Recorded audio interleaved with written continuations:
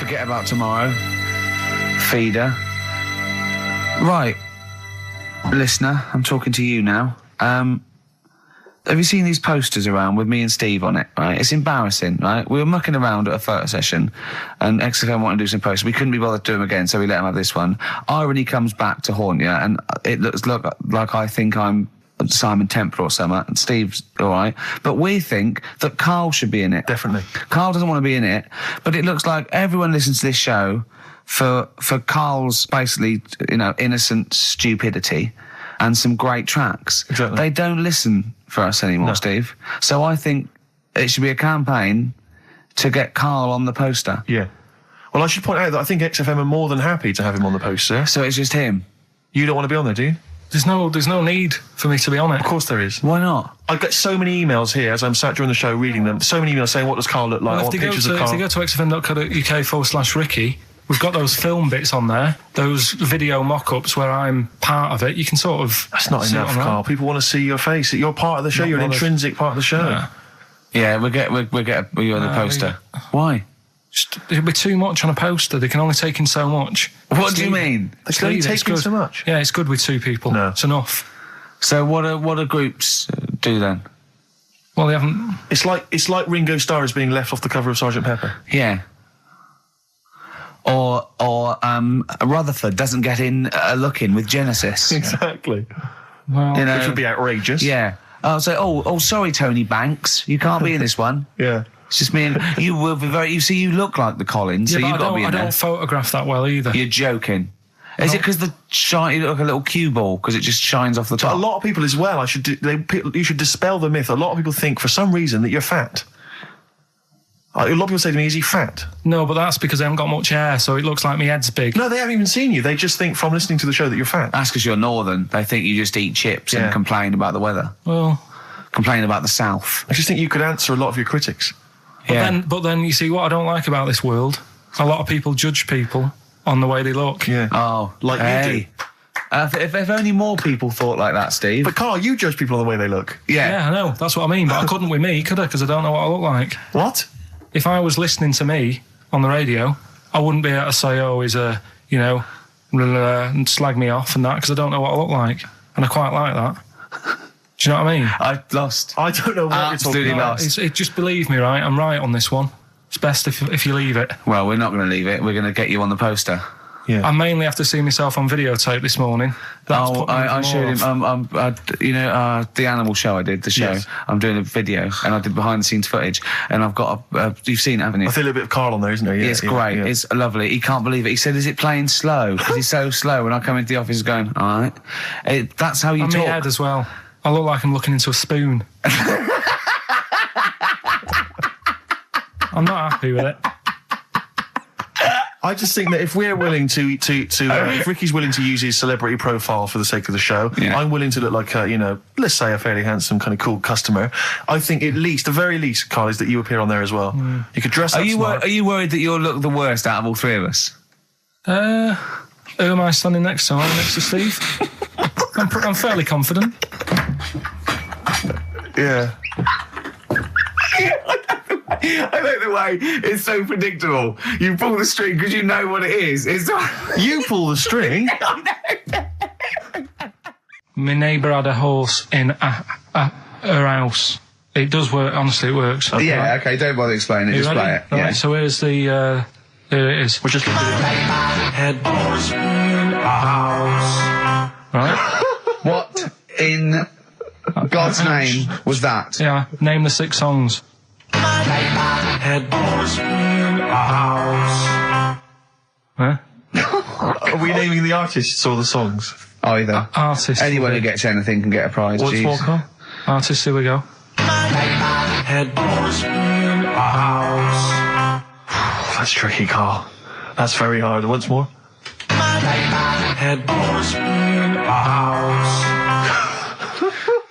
Email in ricky.gervais@xfm.co.uk. I'll give it another letdown. Another letdown. It's brilliant, this. Look, How can you just say that after I've just been stuffing grapes in my face and that? Well, you failed. You didn't get one burger in, right? Even when you tried to chop it up, there's 3, right? So that's it. Well, Steve, out of the goodness of his heart, went to McDonald's. Okay, I got some grapes. At 62. That's got nothing to do with this, though. This is my game show here. Bob Holness didn't say, yeah, Blockbusters is good, but I never see him eating grapes. So this is a different thing. Forget that. Right? Here's the clips again. Here's the clips.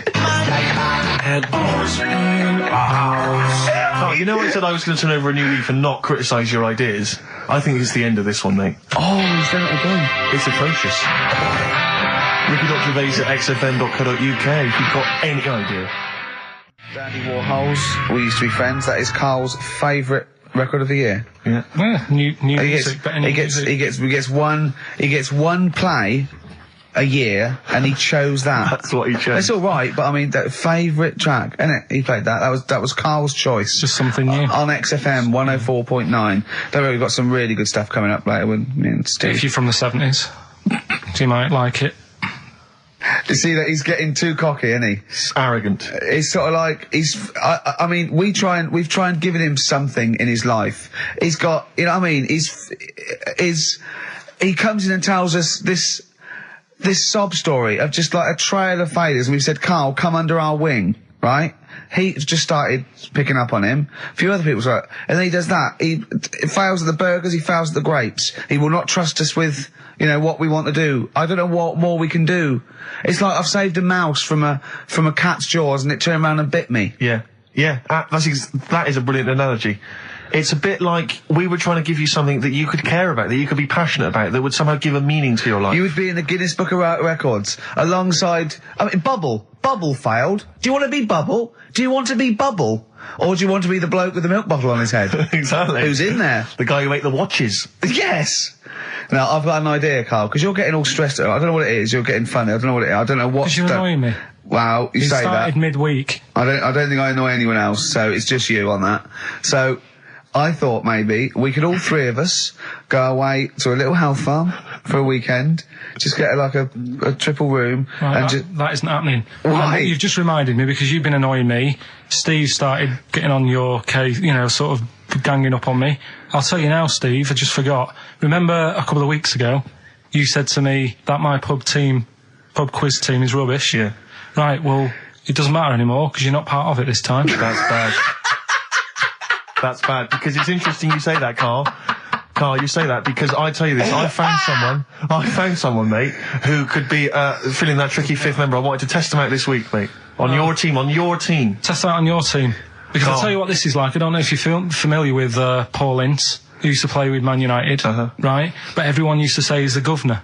Right, even the players used to call him the governor, right? And Alex Ferguson at Man United was like, I'm not having this. Yeah. I'm in charge here. And he got rid of him. And that's what's happened. You were moaning the other week, saying your team's rubbish, you don't know what you're doing. Yeah. Well, let's see how you do on your own, right? Ooh, he's turned, isn't he? I'll be honest, Carl, I'd like to be on your team. Well, sorry, Paul Ince. You'll have to go and join Middlesbrough, or wherever it is it's gone to. Carl, what can I do to get back on your team? It's not happening. I've already filled your boots. Don't let him have the upper hand, Steve. No, wait a minute. I'll tell you what always annoys me, though. Ricky spends most of the show slagging you off, right, having a go at you, annoying you in the week, squeezing your head, making you eat burgers, right? But you always take it out on me. I'm the one who always gets the insults. I'm the one who's now relegated from your team. Why, you see, this is the thing. You're just as bad as him, really, because you're siding against me, because you know that I'm willing to take it. The truth of it is this, you know that Ricky Gervais is keeping you in burgers and grapes, metaphorically speaking. He's the one that's got you in Heat magazine. I just spat all over your new Guinness Book of Records. You see? Get me a tissue. He's just squirted tea, laughing all over your Guinness Book of Records. I'm going to get the flak for that. No, it's because you made me laugh when I was drinking, because you went, like that, and it made me laugh, and I spat. I just think it upsets me that you never pick on Ricky. You never ever go in, because you know he's the one who's raised your profile and made you a little bit of a celebrity. We've missed one here. Using his teeth, Raman Andiapan, right, husked a coconut. He did what? He husked a coconut. He's the fastest coconut husker in the world. What does that mean? I don't know. He pulls husks. What's that? Little nice. What's a coconut husking? He pulls the husk off. Look at Carl just with his head down. Carl, come on. What's the matter? Because that cost me 20 quid. I know. Well, I'll see you all right. I've tea all over the world's smallest man. Why have they stood him next to the world's biggest man? Right, I'm in a bad mood now. Oh dear. So you haven't got a team? Steve, I'll sort you out. Come to me. I'll sort you out. Seriously, no, I found someone who would help you win this week, Carl. And I was going to tell you about it, and now... Steve, you can be on my team this week, and I know something about the quiz that Carl doesn't know. So... I'll tell you, I just think that it's so ungrateful. Whatever. So ungrateful. Right, songs of phrase, just give it a couple more plays. Just email in, we'll pick a winner soon. Ricky.Gervais@xfm.co.uk. Well, this is rubbish this week. No one knows it because it's rubbish. Steve was right.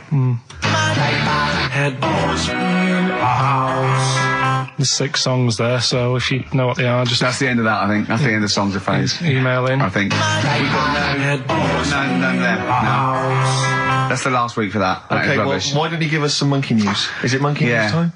Come on, monkey news. We'll play a song and we'll... No, do let's monkey news. Let's play a song. Oh, it's a great track. Cheer up, Carl. Is it new? Is this Waiting for an Alibi with Thin Lizzy. What year Doesn't was have to be new. It's brilliant. What year was it out? Oh, Einstein wasn't new when he came up with the greatest theory ever. Oh, hold on. Hey, hold on. You're not new. You're not new. Waiting for an Alibi by Thin Lizzy on XFM 104.9. Right, okay, this is, with all the trauma in the world, I thought we'd come on a little bit, and he's just brought it right down, little mank twat, whinges. No, but I mean, do you know what I mean? He's had a go at you, he's thrown you off his team. I'm devastated by that. That was the one thing I was looking forward to this week. To be fair, you were looking forward to telling him you were taking over the team, so it's sort of poetic justice. It has blown up in your face, to be fair. True, I was trying to squeeze him out of his own company. You were going to try and get him out of his team. Yeah, well, it was a hostile takeover, and they clubbed together. To be honest with you, there's normally 3 regulars on his team. I got 2 of them on my side, one of which is his girlfriend. So I only had to work on him to try and get him to resign, and we'd have been away. Still... You know, we should give the prizes away. Yeah, well, this has been dreadful. This thing. We started off well with him trying to force burgers in his mouth, and then he come up with this tat. I mean, this is the end of this because it was shoddy to start with. No little duo couple. Well, this is not only. I'm just saying. This is what I was saying in the pub yesterday when you try to be sick on my leg. I was saying, come up with new ideas if you don't like them, but you diss them on air. Well, it's just disappointing, isn't it? And right. What's that? I was disappointed when I was choking before. We were disappointed as well. Yeah, you didn't try. You didn't try with the grapes. You were just like chewing on that. You meant to just throw them in and swallow them. Songs of phrase. It was 6 songs. It sounded like this. Boring. Right, what are they? Just give you 6 answers. 6 songs there. We had Lionel Richie, My Destiny, for my. Tricky. Neighbour. Oh, that's XFM. Ooh. My Neighbour was Space. Neighbourhood. Had Harry Connick Jr. Had to be you. Yeah. Right. Had a neighbour had a horse. America. Yeah.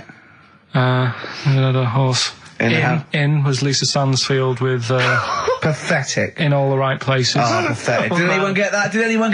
And No one got that. Animals. So that was pointless. All right, well, the most anyone got was 3, and we're going to give it to Deborah, and that's possibly Deborah and Kate. They got at least 3 of those, so well done. Okay, well done. Yeah, there's prizes on the way. That's the end of that. Well, do you want to do some, give some stuff away? I suppose so, Carl. We could, yeah. Yeah, set it up. What do you think? What is it? Which of your many competitions is this? Songs of phrase. Talking of competitions, I remember last week there was a big argument that Carl kicked Steve off the team because he was getting a little bit uppity and trying to take it over. Pub quiz, isn't it? Pub quiz, yeah. But then you let him back in, didn't you? Well, he was all right. He came to me afterwards and said, you know, you're not going to kick me off, are you? And I said, well, yeah. He came back sort of, I suppose, begging. Was it embarrassing or...?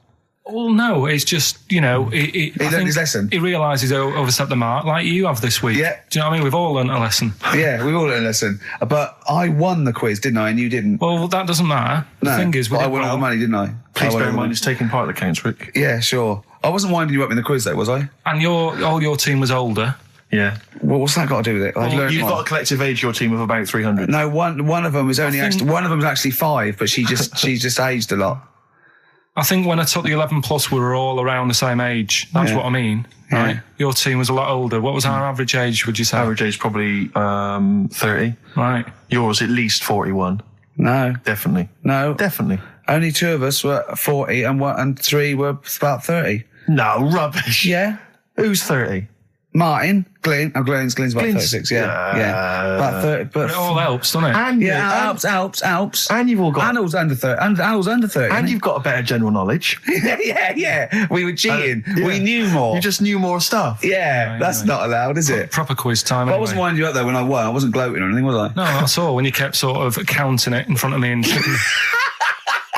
Like he hasn't got enough cash already, Carl. how much was it? How much was the prize? I can't say. Maybe gauche. Right. Is that tax-free, that money?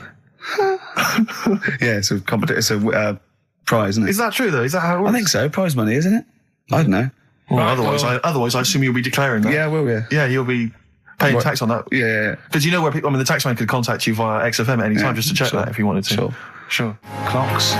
Coldplay. XFM 104.9. In fact, can I just plug something? Go on. Because you can hear Coldplay live tonight from 7 o'clock, the whole Earl's Court gig on XFM from 7. Blimey. Yeah. It's not bad.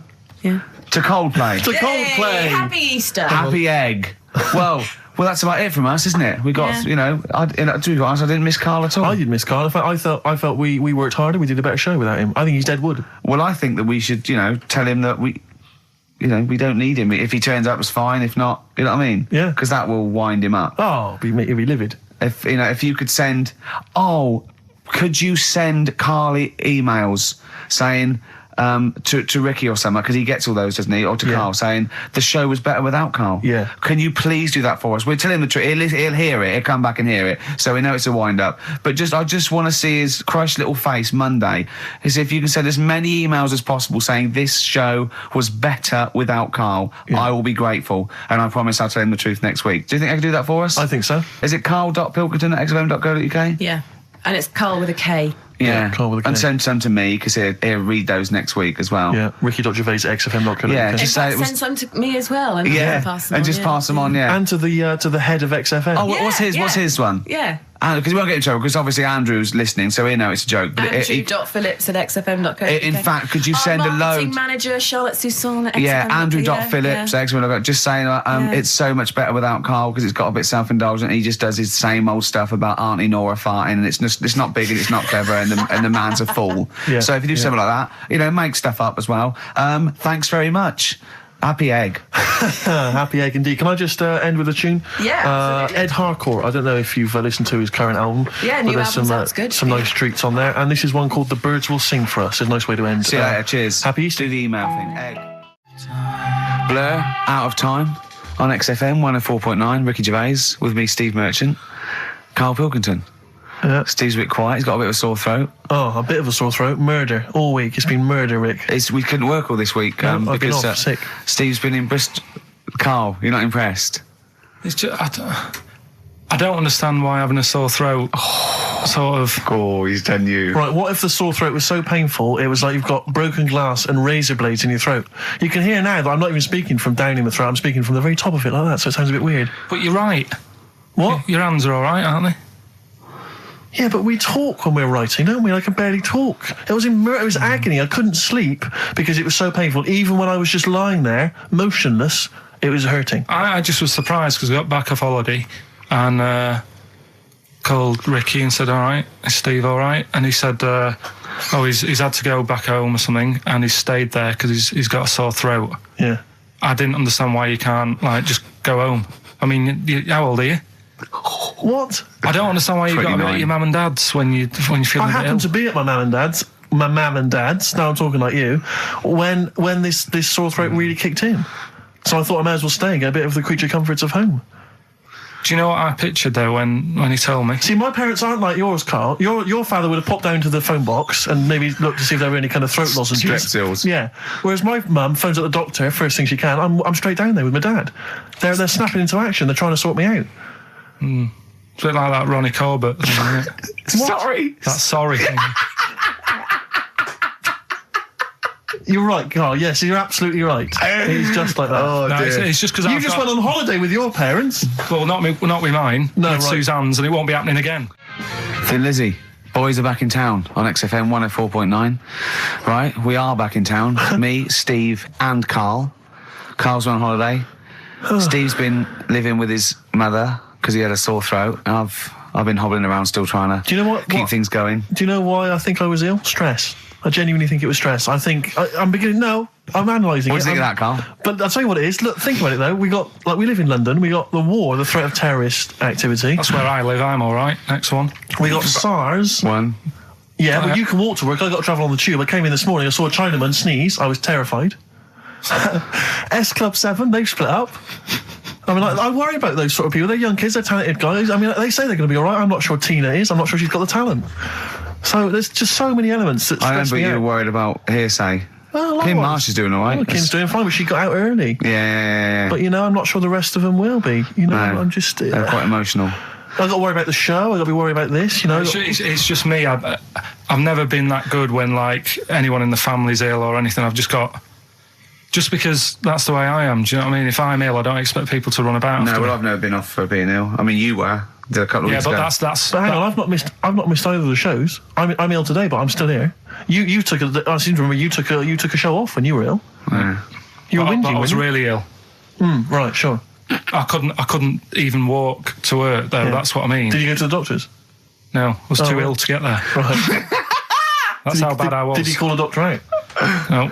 Oh, interesting. But it's just that. I mean, we were talking about it last night because I was saying to Suzanne, I said, "Oh, Steve's, he's been living at home all week." She said, "Oh, is he I like really the ill?" way he talks about you behind your back as well. Thanks. And she said, "So what's up with him?" I'm a lingering geek. And said. I said, "Oh, he's got a sore throat or something." She went sore throat. Oh. So she said, "Well, you don't know how serious it is. Don't be offhand with him tomorrow because if he's coming in and he's still not right, because she always sticks up for you." Yeah. Right. And she Because said, she's "Anyway, got some sense. she said, and anyway, you're no good when people are ill." I said, "Hang on, what are you talking about?"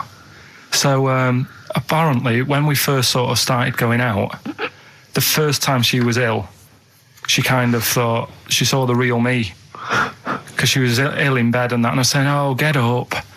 And, of course, you can drink alcohol with these. And I just was like, you make yourself feel worse if you lie in bed. I said, "Come on, we need to go shopping."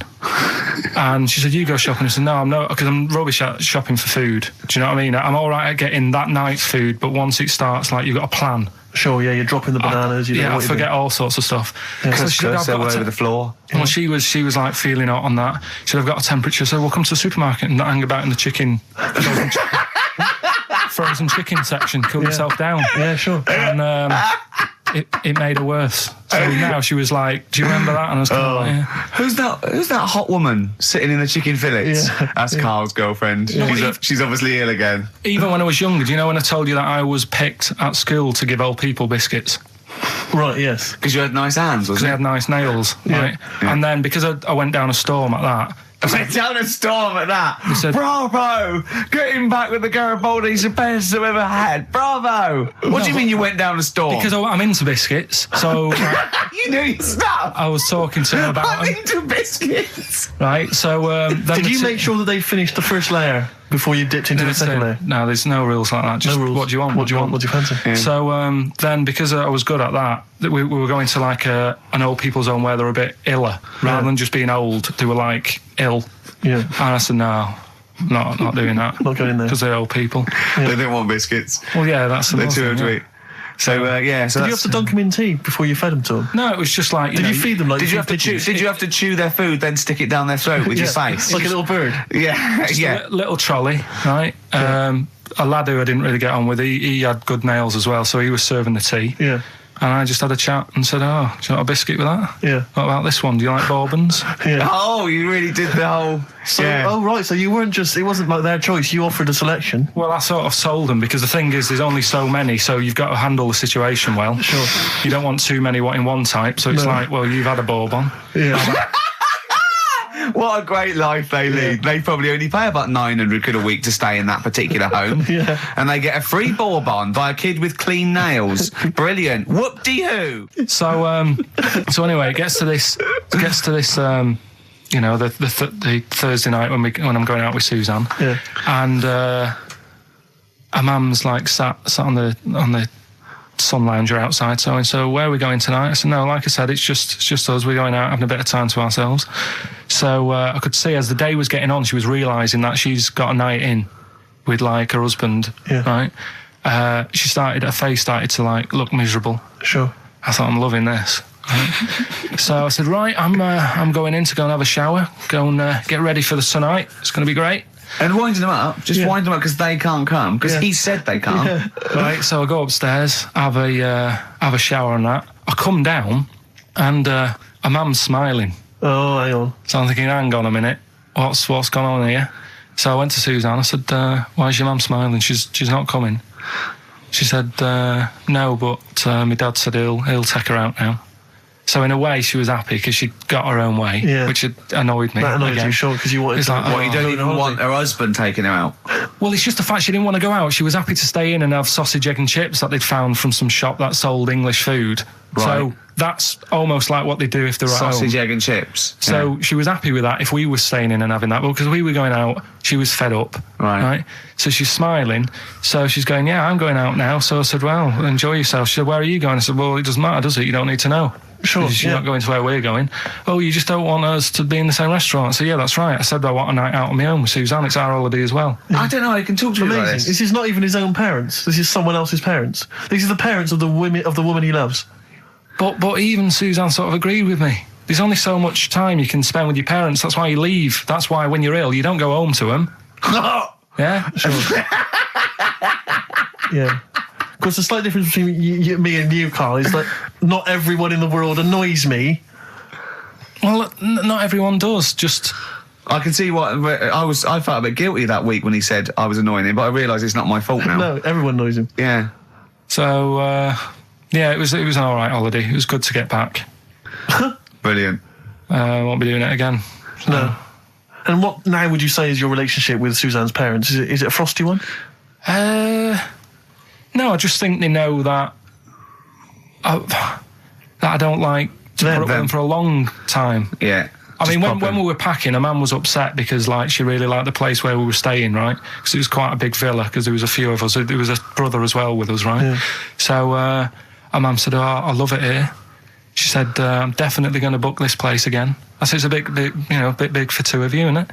Just being sarky, like we're definitely I said, because I won't be coming again. You're like, I don't know what you're like, Carl. You're a monster. You're an absolute You're one of those people that monster. goes, I says that speakers are fine, I says that, and gibbered what the wibble, and never the way will slap. You're like a middle-aged man. You're like an old man. You're like an old man, and you're what, 30? I'm just imagining you scraping along in clogs and a flat cap going, oh, that tree's got to come down. Yeah. Puncturing a kid's ball if he kicks it into your garden by mistake. Yeah. Refusing to give it back. Yeah. Gather round. Yeah, there were once Chinese kid as hairy as that cow, which is weird because there's not many Chinese people that hairy, but this one, I tell you, it were back in 1990. Grandad, are you eating a Twix?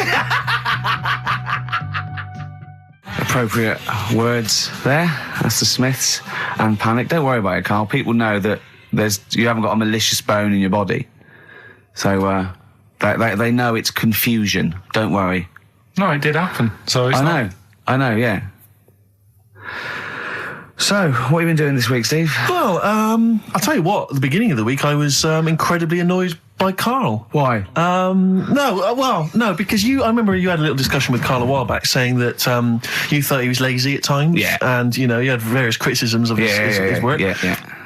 And I got a call from him. He said, oh, yeah, I should have told you, I had a phone call. Someone said that they were trying to get hold of Steve Merchant to offer him some lucrative voiceover work. Now, that is money for old rope. That's you're in there for about 20 minutes and it's thousands of pounds. If there are children listening who are still at school, they should definitely, when the careers guy says, what do you want to do? Try and get voiceover work. Just become a voiceover artist. It's money for old rope. Yeah. So I can't believe my luck because, I love money for old rope. Yeah. And I said, well, what's the information? He said, I don't know. I deleted the message. It was on his answer phone. He deleted the message. I said, right, when did the message come? He said, last week. So he took a week to tell me that he had deleted the message. Why? Just because it wasn't for you? I mean, I don't know how selfish that is, Carl. No, what happened is, right, I got back off holiday. I was at home. Yeah. So I called up my voicemail, right, because I can do that. Yeah. Remote access, right, because I've got to know what's going on at work. Of course. Called in, it was still my day off. I was going through the messages. Yes. Heard one from some company saying, We're after Steve Merchant. Yeah. We want him to do some voiceover work. Yeah. Right? I can't remember the name of it, but Thanks. I thought, right, I'll remember to tell Steve. A week later. It doesn't matter, does it? You still got the message, and they What haven't been- message? Yeah, but voiceovers have to be done in the next couple Well, I of didn't days. get the message. All I got was there was a company, I don't remember the name, and they phoned you. They wanted voiceover. How does that help me? There are hundreds of thousands of media companies. I You was didn't take more- down a number. You didn't take down a name. Nothing. I was more puzzled why they'd want you to voice anything. He's having a go. I don't know why. No, but listen to that voice. You must be annoyed. You must be Do you annoyed. wanna, I mean, talk about rubbing salt into the wound. No, but listen to you. Oh, God. I don't know what you. I don't know how you think. I don't know how your mind works. Well, I was thinking there must be a tractor sale on somewhere. What do I care? No, hang on a minute. Wait a minute. Wait a minute. The I worm don't has care. turned. I don't care if they want me to advertise, the latest designs in pirate fashion wear. I will do a voiceover because it's money for the rope. I don't care what you think of my voice. Someone was interested. They were offering me money. And you decided arbitrarily, they probably wouldn't want it. They probably made a mistake. They wouldn't like the way he talks anyway. I'll delete the message. No, the thing is, right, I What get if I'd been a paid. girl? I get paid to sit here on a Saturday, Yeah. right? Play CDs and that, help out with the show, get you decent prizes. I think I do me bit, Sure. right? It isn't about running your voiceover work. So hang on. So Carl, let me just get this right. If someone was ever to phone me, right, trying to get in touch with you to offer you work, you'd want me to just ignore the message. That is what you're saying to me. You'd prefer that I deleted the message, I ignored it altogether. That's what you'd want for me to do. That's what you'd want me to do. What, someone's calling you for some Someone's work for phoned me. They say, I can't. I don't know. I'm a friend of a friend. I've got your number, Steve. I love to use Karl Pilkington for an Well, you've never exciting called me, sex so has scene. it happened? Has it Well, happened? I'm saying in the future, if it was to occur, do you want me to just ignore it? Is that what you prefer me to do? Well, it's not like that, though. I did tell you. I told you the message. You didn't. What? You told me a week later with none of the information I needed. Carl, that doctor called last week. That kidney's ready for that little girl that you were doing that sponsored walk for. I forgot to tell you. Oh, I hope it's still all right. They keep it on ice, don't they? I think they do. Selfish, Carl. So selfish. And you've lost us a son. Beautiful bit of Snoop on XFM, yeah? Mm-hmm. Kicking it with Ricky old Gervais. school, yeah. Sweet. Steve Merchant and Karl Pilkington. What has happened to Karl? Because Karl, I thought, is this sort of sweet little buffoon, almost childlike in his ways. You know what I mean? Like Charlie Brown after some sort of head injury, and now he's coming back like that, having a go at not caring about voiceover work. It's like, because Heat have written about him a couple of weeks, it's like he thinks he's better than you in some way. I do care, though. You're out of order saying that, right? Because I've sorted you out with tickets for stuff. He doesn't turn up to. Carl, I received a phone call. You deleted the message offering me voiceover work. You're as bad as my agent. I'm appalled by it. And I thought we were friends. At least his agent, when he does it, is losing himself money as well. Yeah, exactly. You've got no comeback. You're still sweet. And to have a go is you've got a mank whine.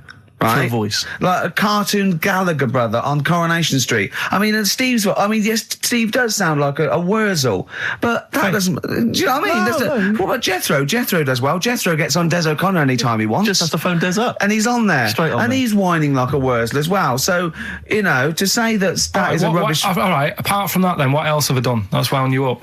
Well, that's a good starting point, because you haven't even apologised. No, it's a shock, because that's the first time I've let you down. And I didn't really let you down because I passed on the message. You didn't. Well, we've been through it. You didn't pass on the message. Saying I deleted a message for you is not passing on the message. I mean, I just think what's happened is that you've got a little bit of celebrity now from the show. I mean, I've seen you being recognised in pubs and stuff, or people have come up and they said, "Are you Karl?" Because they've seen Ricky. Now, it just seems to me that you are not keeping yourself grounded. You are just, you cannot deal with fame. You've not got the intelligence to cope with the celebrity, and you're just becoming this kind of ego-driven monster. Now it's getting. It scares me, Karl. You're not the man I remember. Look, a bit nasty. I put a lot of work into this on Saturday. This isn't even my proper job. Right? Where were you in the week? Oh, he's got you there. What? Where were you in the week? I said, let's meet up. Let's, come up with some new features and that. Where were you? Karl, you phoned me about an hour before you wanted to meet. That is not what I would call. I mean, that is arrogance right there. That's the way I work. That's arrogance right there. That's ego right there. He couldn't go. When I came in, he said, "Where's Steve?" I said, "Steve can't make it." I had to tell him why. Steve was staying in to tidy up because his landlady was coming. This he couldn't get over.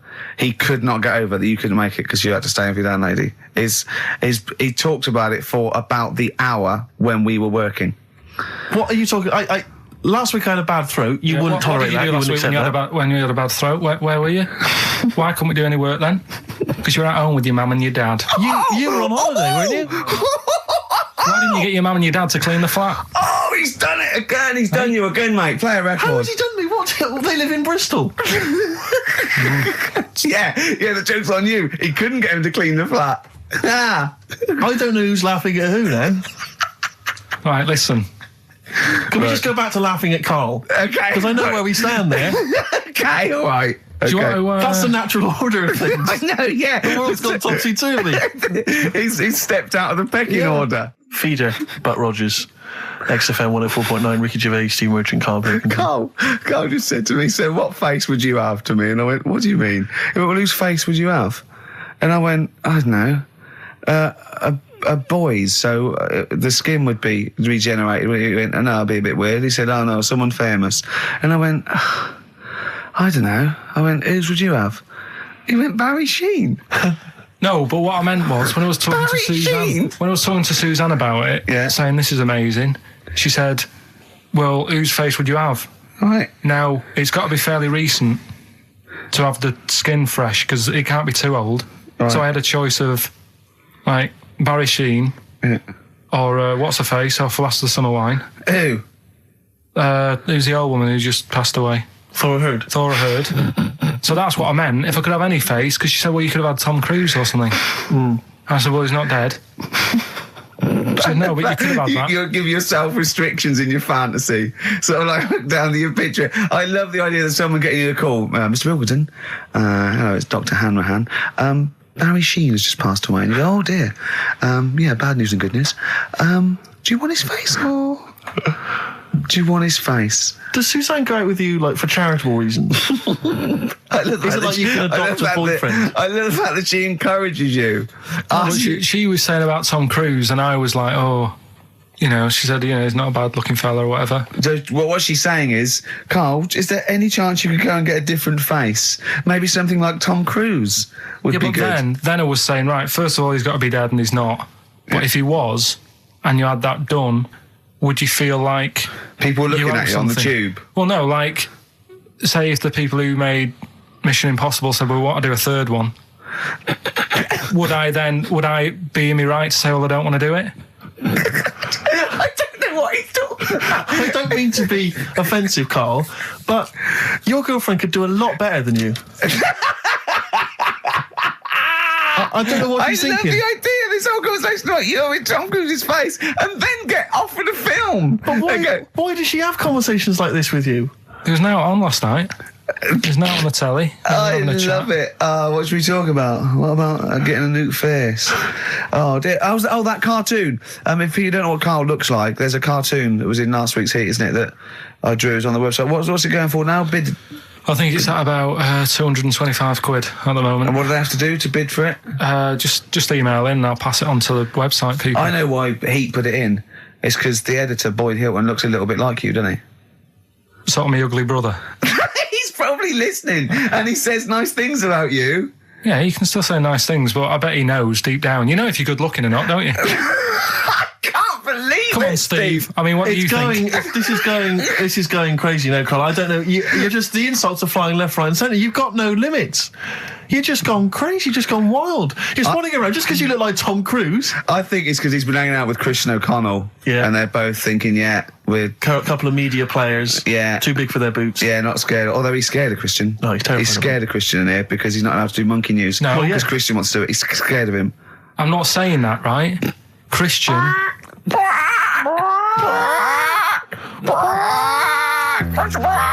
You do monkey news, but Christian wants to do some monkey news. I'm not allowed. I was looking back over some of the shows, right, before I go to Karl, and I've just done a little excerpt of, a trailer of what we do, what we're about, and I don't know how the panel could overlook this. Play a bit, Karl, please. Shaking her muff, minge and tits around does not make her a hoe, then what does? These kids at school with big heads. Karl, what are you talking about? Shut! Oh, my name is Holy Fuck. Right, it's this monkey that was on a train station. Right. What if you mean cock to mean penis?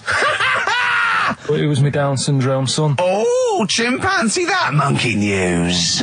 So we've still got monkey news coming up. You're an idiot. You know what I mean? That's, to me, quality broadcasting. I don't know how they can say that isn't worthy. That's what we sent in to the Sony people. They listened to that. How they didn't think that was dynamite stuff.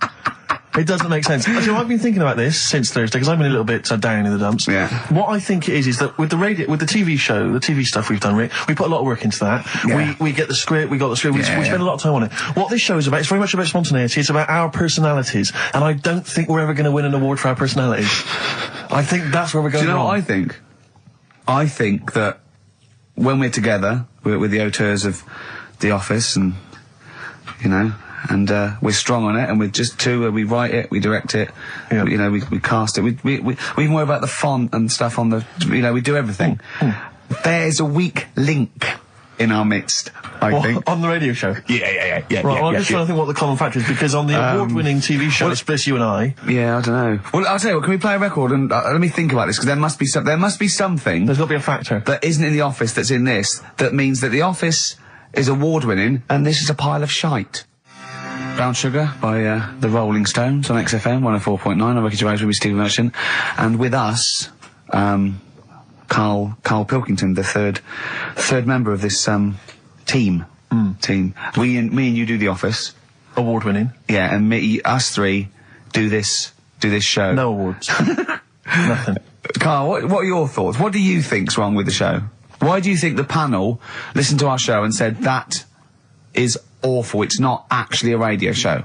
Well, can I just point out, many people may not realise that last year we won a bronze, so we've actually gone down. We've actually slid off the list entirely. I know, but I mean but Karl wasn't really as involved last year. Well, I remember last year it was very much you and I. Yeah. I mean, we just started out on it. Yeah, so I mean, so you can't really compare. Hold on, though. Well, interesting. What do you think, Karl? What do you think the reason Thoughts, is? Karl? Any thoughts? I see what you're getting at, right? But You're not stupid. But when I put the compilation together, I made sure that it was mainly you two. So don't be doing that. Don't be playing that game. So you put the compilation together? Yeah. Right, again. Ah, right, interesting. Because we weren't involved with that. We usually do The Office, edit The Office and everything. We have the final cut on The Office. So you... Oh, I see. So you... Oh, right, no. So you're the producer. You had your fingers all over it. Interesting. Oh, that's interesting. So, so the tape was the smoking gun, and whose fingerprints were on it? Karl Pilkington's. Yeah. That's interesting. We didn't get a sausage. But, you know, do you know what? Seriously, though, you know... Well, I don't mean seriously, it is his fault. I know, but I mean, it's our fault as well, because we should have known better, right? Than to employ him, yeah. But, I actually think it's a slap in the face. I want to know who the panel was. A lot of Sony are thinking, just handing it out to the same old people. You know what I mean?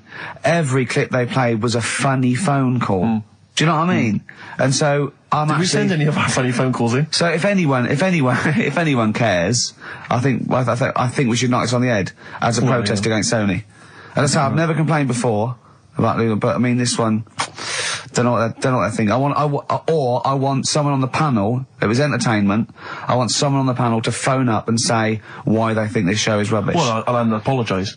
Well, I'll not apologise if they stand by. If they tell me why, you know, because you know, listening to that clip there, I can't see anything wrong with that as sort of daytime radio.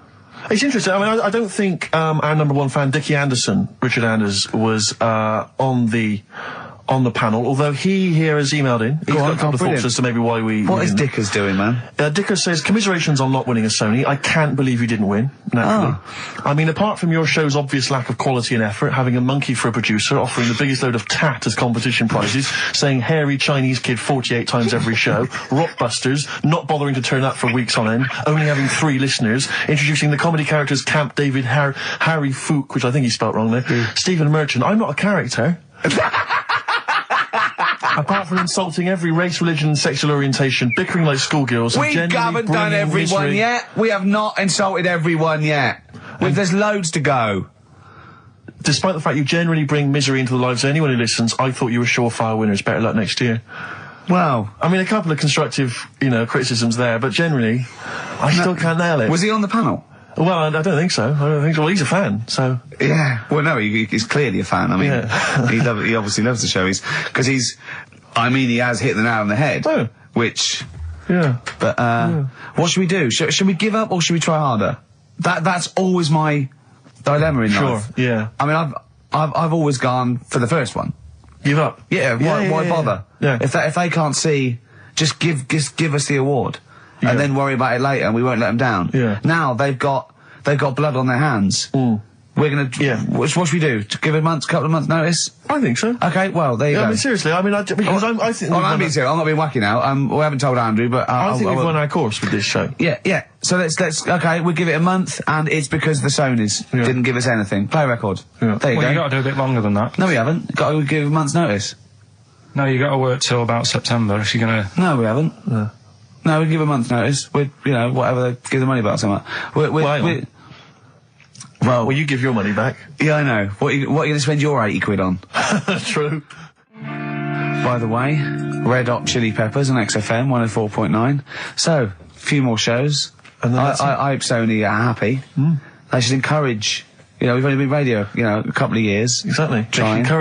You encourage young talent like you. Yeah. Instead of giving it to Radio 1 and Radio 2 and... The old war horses. We just had a quick email. I wonder if you could answer this. It's James from NW1. He says, Ricky, is Karl going to be on this week's show? Please let me know, as I may listen if he's not. Sadly, he is here. I mean, people are already turning against you, Karl, because they've seen what's happened. Yeah. I think they've probably realised that I think we gave you too much. I think we've got a spoiled sort of kid in our hands. It's sort of like, we knew how bad he was, but we were trying to sort of bring him out of his shell a little bit. Yeah. You got to encourage sort of, children like Karl. Well, yeah, exactly. To sort of fend for themselves. But I like the fact that Dickie Anderson had that wonderful rant. It was an articulate email. It was quite long, and he must have typed it immediately. I'm thinking, because he's a fan of the show and he thinks I'm a genius, we need a PA. Sure. Don't we? Yeah. Do you reckon he'd come and work for us? Well, he can't be any worse than what we've already got. I know. You So there you go. Then we're giving up radio. We're going to concentrate on television. Karl's going to probably go back to what? Your little, just doing your sound. The thing I won a silver for at the Sonys. Funny that, isn't it? Oh, you won a silver, did you? I got a silver, yeah. Oh, yeah. What was that for? Doing the proper job that I do here in the week. Oh, no, it's two of you for a start. Yeah. Well, there's three of us. Can't even get a bronze. Now, who's the weak link? Right? Well, bit weird, isn't it? Let's not argue. We haven't got many shows to do. To be fair though, this show is I think it's more to do with the fact that you talk on this show that has brought us down. Right, I haven't said anything hardly today. No, well, this is an award-winning show potentially. We'll add this one in for next year. If you could just keep stum, we might have a chance. All right. Well, coming up, right? Karl. Let's put it behind us. Okay. Let's draw a line under it. We had a meeting yesterday. We thought we better, for the last few shows, plan it a little bit. And me and Steve came up with a great idea. We're going to offer Karl money to do stuff. Yes. That's the quality of the ideas on this. Yeah. And I bought some money in, little stuff, because we had him showering with our mate Johnny for £1,000 yesterday. Yeah, we just got into a discussion, and then one of us suggested that how much would it cost us to pay you, Karl, to have a shower with another man? And there's nothing going on. No, there's nothing going on. You're just in a shower, normal shower. You're just washing each other, not each other, just yourselves. You're just having a other. chat. Yeah, right, washing yourselves, having a shower. Yeah. But it's a regular shower in a regular house. It's not a shower in a swimming pool. And he went fine. He got £1,000 out of it. He wouldn't do 900. He got £1,000 out of it. But then we said, and we'll have to watch to make sure you do it. Yeah. And he went, no, that's weird. So, but why? What's it? But this is what annoys me, though, right? The whole idea of, what would you do, right? So I bet you missed out there when we started this chat saying, I wonder what you do for money. It did start off with, would you rub Dale Winton's neck? Would you give Dale Winton a massage for 20 quid? No, but you have to say no. 500. We're trying to find out what your price is. What price, Karl, is the name of the show. So would you give, Dale Winton he's got a knot, he's got a bit of a knot, he's stressed, he's been doing supermarket sweep, and he's furious. One of the contestants was answering back, calling him names, and he's got all knots in his neck. You just just give him a little bit of 5 minutes. A little neck massage. How much would you do that for? He's naked, and it's just a little neck massage. There's nothing going on. It's like... See, there You're naked as well, but it's just the two of you naked giving him a little massage. No, seriously. Would you give him... would you give me a foot massage? For how much? that's what's tell your us how price? And what are the rules, though? Can I wear gloves? No. No, just you know. Let's start off simple. Would you take off my shoes and socks? I'd do it for like 50 quid. Okay, no, 20 quid to take off one shoe and one sock, but like you mean it. You just take the shoe off, you go, and as you're pulling down my sock, you pull the sock down slowly, you look me in the eyes and go, what lovely ankles. Seriously, how much? What price? 20 quid a foot. 20 quid a foot. That's got to be worth it. So 20 quid, you will take off my, we'll put on some soft music, right? I don't need it today. That's what I was saying to you yesterday. You always do you know what I mean? No, you don't. At the moment, I'm cash. quite happy. Give it to a homeless person. Give it to a charity. We'll Donate get it him to in charity. here. Well, are you still going to shower with Johnny for £1,000? Not now, because you said, and me and Steve are just going to stand in the corner and watch. Well, we've got to make sure you do it. You might go in there and just like wet your hair and come out, pay Johnny 500 quid and go, yeah, we had a shower. How will we know? Sorry, I'm quite interested about the shoe and sock. I'm back to the shower. You just have to wash yourselves. We have to inspect that it's really clean because we want you to wash certain parts really. Right, well, why have you both got to be in there then? Well, no, just one of us. Can we just take? I mean, yeah. Or can Steve film it? as evidence, just as evidence. Or I'll tell you what, we'll leave the TV camera in there. Neither of us to be in there, then we can just watch the video. Yeah. Are you a couple of benders? Are you a couple of benders? No. No. But can we discuss further the taking of the shoe and the sock? Because I think there's £20. I'm willing to pay £20 to see that. Peace Train. Isn't that brilliant? Cat Stevens.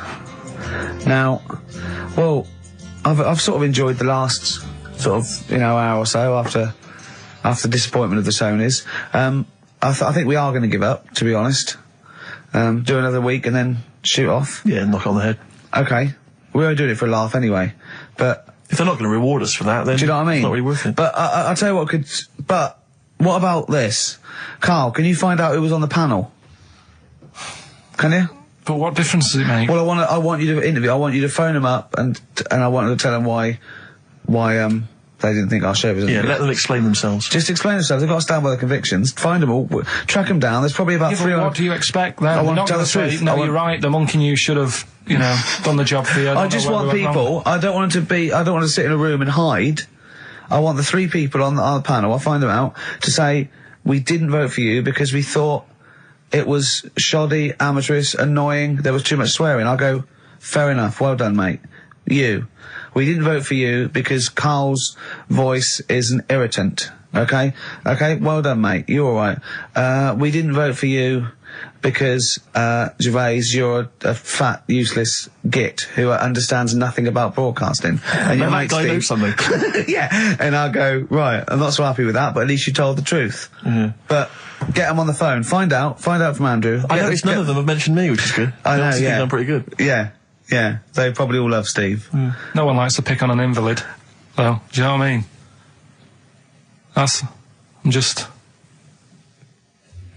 We got a player request here for what's her name?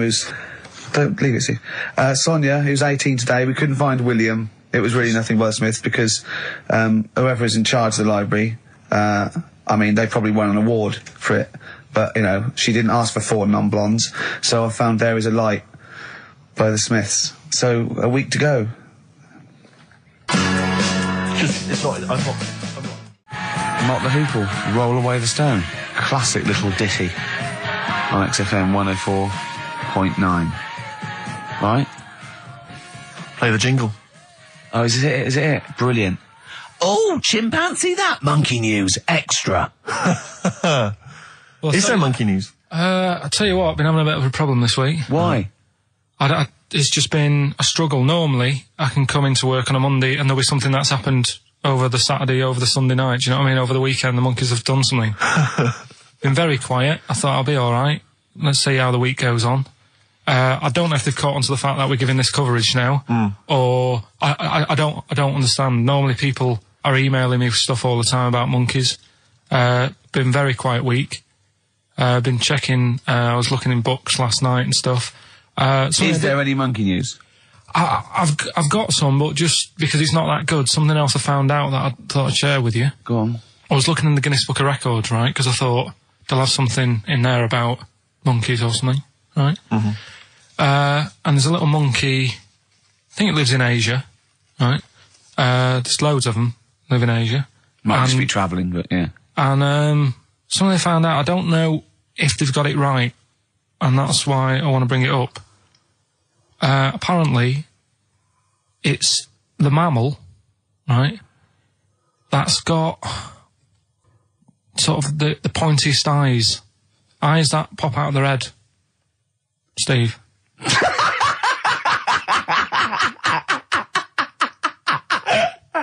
Now,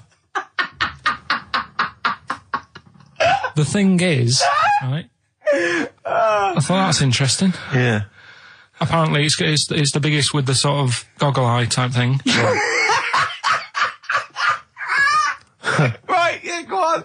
Apparently, they come out of their head 1.6 centimetres. 1.6 centimetres? What, you mean they protrude? Yeah, they protrude from the head at 1.6. Okay. What? How long? Have you got a ruler, Rick? 1.6. He's having a go. I'd say I'd be a little bit annoyed if the monkeys beat me. Well, I don't think it has. That's what I'm hoping.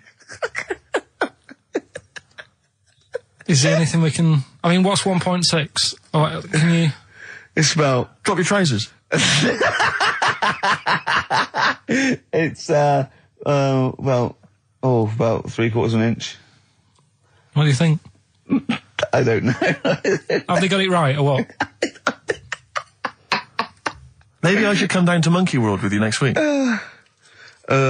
So anyway, so that's not the monkey news, that's just something that crops up and... Sure. I do know once, when we were playing pool in the office, I think Lucy was your partner. Yeah. It was me and Ash versus you and Lucy. And you were having trouble because his glasses kept slipping down. So Lucy pushed his glasses up his nose, but the glasses touched his eye. Do you remember that? Yeah.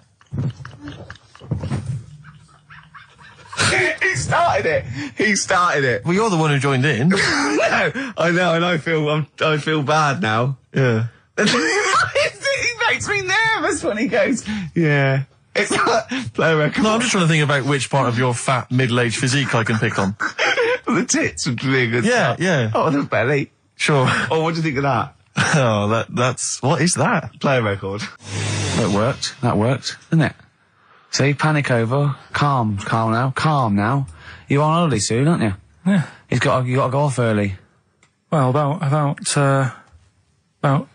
How many holidays have you had? Because I only ever have time off when I'm working, like doing another job, like, you know, filming or something. But you seem to have a lot of holidays, just like, and you were sick as well. You were just like, because you had wet trousers, which is a little bit...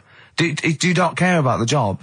I mean, I've got to ask because, you know what I mean, if I was in charge, I'd worry about your motivation or... Because yesterday we were trying to work out what you enjoyed doing, and we got to Manchester United and moaning. And that is the two we came up with. I don't know where you get the moaning thing You're from. always whinging. About what? Everything. When? When did I last have a moan? Just before we came on air. Right, and why was that? I don't know, I can't remember. Because we were in a good mood. We were in a good mood, me and Rick. I'll tell you why. Go on. Because you brought a song in at 10 to 1. Yeah. With a load of effing and jeffing in it. Yeah. And saying, can you edit this? Yeah. Yeah. But that's your job. You could have brought it in yesterday. No, I couldn't. Why not? I hadn't thought of it. But why are you whinging? That's your job. And I didn't come in 10 minutes before. It was a good 20 minutes before. It just took you ages because you were whinging and moaning to even get started. I'm not being dragged into this. You are always... I'm on my holiday now.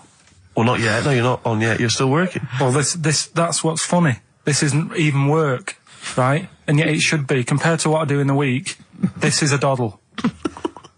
Well, it's because you're not putting any effort in, clearly. I mean, I know what Steve's like. He is tight, right?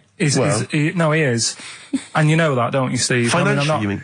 Well, no, I mean, just the way you are. You're very sort of, you know... You're not wasteful with your money. I'm careful. No, I'm not wasteful. Absolutely right. No, but to the extreme. Not towards the extreme. Not towards the extreme. No. Look after the pennies. The pounds will take care of themselves. All right? Simple to remember. Good advice. Yeah, all right? But The thing is, right, I know that I take the mickey out of you for, like, you know, the way you look and stuff. Sure. Right? Well, I'm right back at you. But the thing is, you can't help that. Absolutely. But I'll tell you something that women don't like. Sure. And it's fellas who are tight with the money. Sure. I'm not frugal with money with ladies. I'm frugal with money with you. Well, I've got no reason to splash money out on you. I've never seen you splash money out. Well, you've never been out with me. Steve, have you ever splashed out on a lady? No, but I hope to one day. The right lady. Play a record. Blur and Out of Time. They're joking, there's 2 hours to go. On XFM 104.9, I'm Ricky Gervais, with me Steve Merchant and Karl Pilkington. A new leaf, bit of a blow at the Sonys. Not like that. I mean, you know, we were taken aback. Speak for yourself. Yeah. We've got guests. Jonathan Ross won, and he has guests, so we're going to have guests in. One of which is sort of a tie-in. He's going to explain himself. It's Dr. Fox, Dr. Neil Fox. Popped in for a chat. It's a pre-record. We've got that. Although live in the second hour, we're gonna have a chat to the girls from Tattoo, who are upstairs at the moment in Capital, and they're gonna pop down and have a little chat with us. So we're really trying to, you know, make this more of an interactive show. We don't know yet whether we're gonna give up or not. It depends how this show goes. Yeah, look forward to that. But we got some great. We went down to the big library, so we don't have to rely on 4 Non-Blondes and the you know, the 2 jam tracks that are up here. We went down to the big library, and we've got some great tracks, Steve, haven't we? We've got some classics. Should we play one now? Well, before that, I just remember that some of the criticism we received, I think, was that we're perhaps not taking into consideration the listeners. A lot of shows, a lot of radio shows, they cater very much to the community, to the area which they're broadcasting. They interact with the listenership. Where's the fun in that? I agree. Well, for me, really. I'd just like to justify why we don't tend to correspond or interact with the listeners. Here's a typical email from Vicky, age 25. She asks, do you ski? Rick, that's her question. No, I do you ski, yes or no? No, I don't. No, you don't. Right, there you are. Thanks, Vic. Brilliant. Keep those coming in. See, he's turned him against us, Karl. What do you think, Karl? What do you think of Steve's attitude there? It's alright. More insight like that coming later. Black Grape, Kelly's Heroes on XFM 104.9. I'm Ricky Gervais, with me Steve Merchant and Karl Pilkington. Okay? Proper radio. As you know, we're a bit gutted that we won nothing at the Sony Awards. We found out that on the panel was Dr. Fox, probably one of the greatest DJs in the world. One of the great living broadcasters. I certainly think that he's up there. Yeah. With Tarrant, John O'Coleman. And so Chris Moles. Great Chris Moles. We asked him to. He's also on the Pop Idol panel, so he can make and break people. So we asked him basically to explain himself. Why did we win nothing? Why were we so bad? This is what he had to say. The award, guys, was called the Entertainment Award. All right, now in itself, I think that should probably tell you something about what should be on the tape. There should be some entertainment. And it just wasn't very entertaining, actually. I don't mean that sounds quite horrible sitting here in front of you now, but it just wasn't very entertaining. But fundamentally, what elements did you not find entertaining? The fact that it didn't seem entertain me at all was part of it. I mean, it's a bit of a how long's a piece of string, isn't it? What is entertaining? We have talked about string on the show before, though. There were loads of people I'd never heard of in my life, and some of those were perhaps a bit more entertaining than you. The people that got silver, I think they were called Joe and Twiggy. They worked for a station in the Midlands. I think Trent FM. They were actually pretty funny. Funnier than ours. Stuff. Yeah, yeah, they were actually. Yeah, they were funny, and they seem to sort of understand their local. They seem to understand their market a bit more. And then I got onto yours. I think, oh, great, Ricky Gervais. Yeah, he's really funny in that program, isn't he? I must watch that. I'm going to absolutely die laughing here. And oh God, it was painful. How would you have improved it, just listening? Bit of humour, be quite good. Bit of humour, essential, I would think, for an entertainment show. A bit of prep, you know, a bit so get in there and actually think about what it's going to do, perhaps. Right, okay. Well, thank you, Dr. Fox, for your honesty. We've got to the bottom. While you're here, can I just show you this? That lump. Do you still do prescriptions? Dr. Fox there. He was, you know...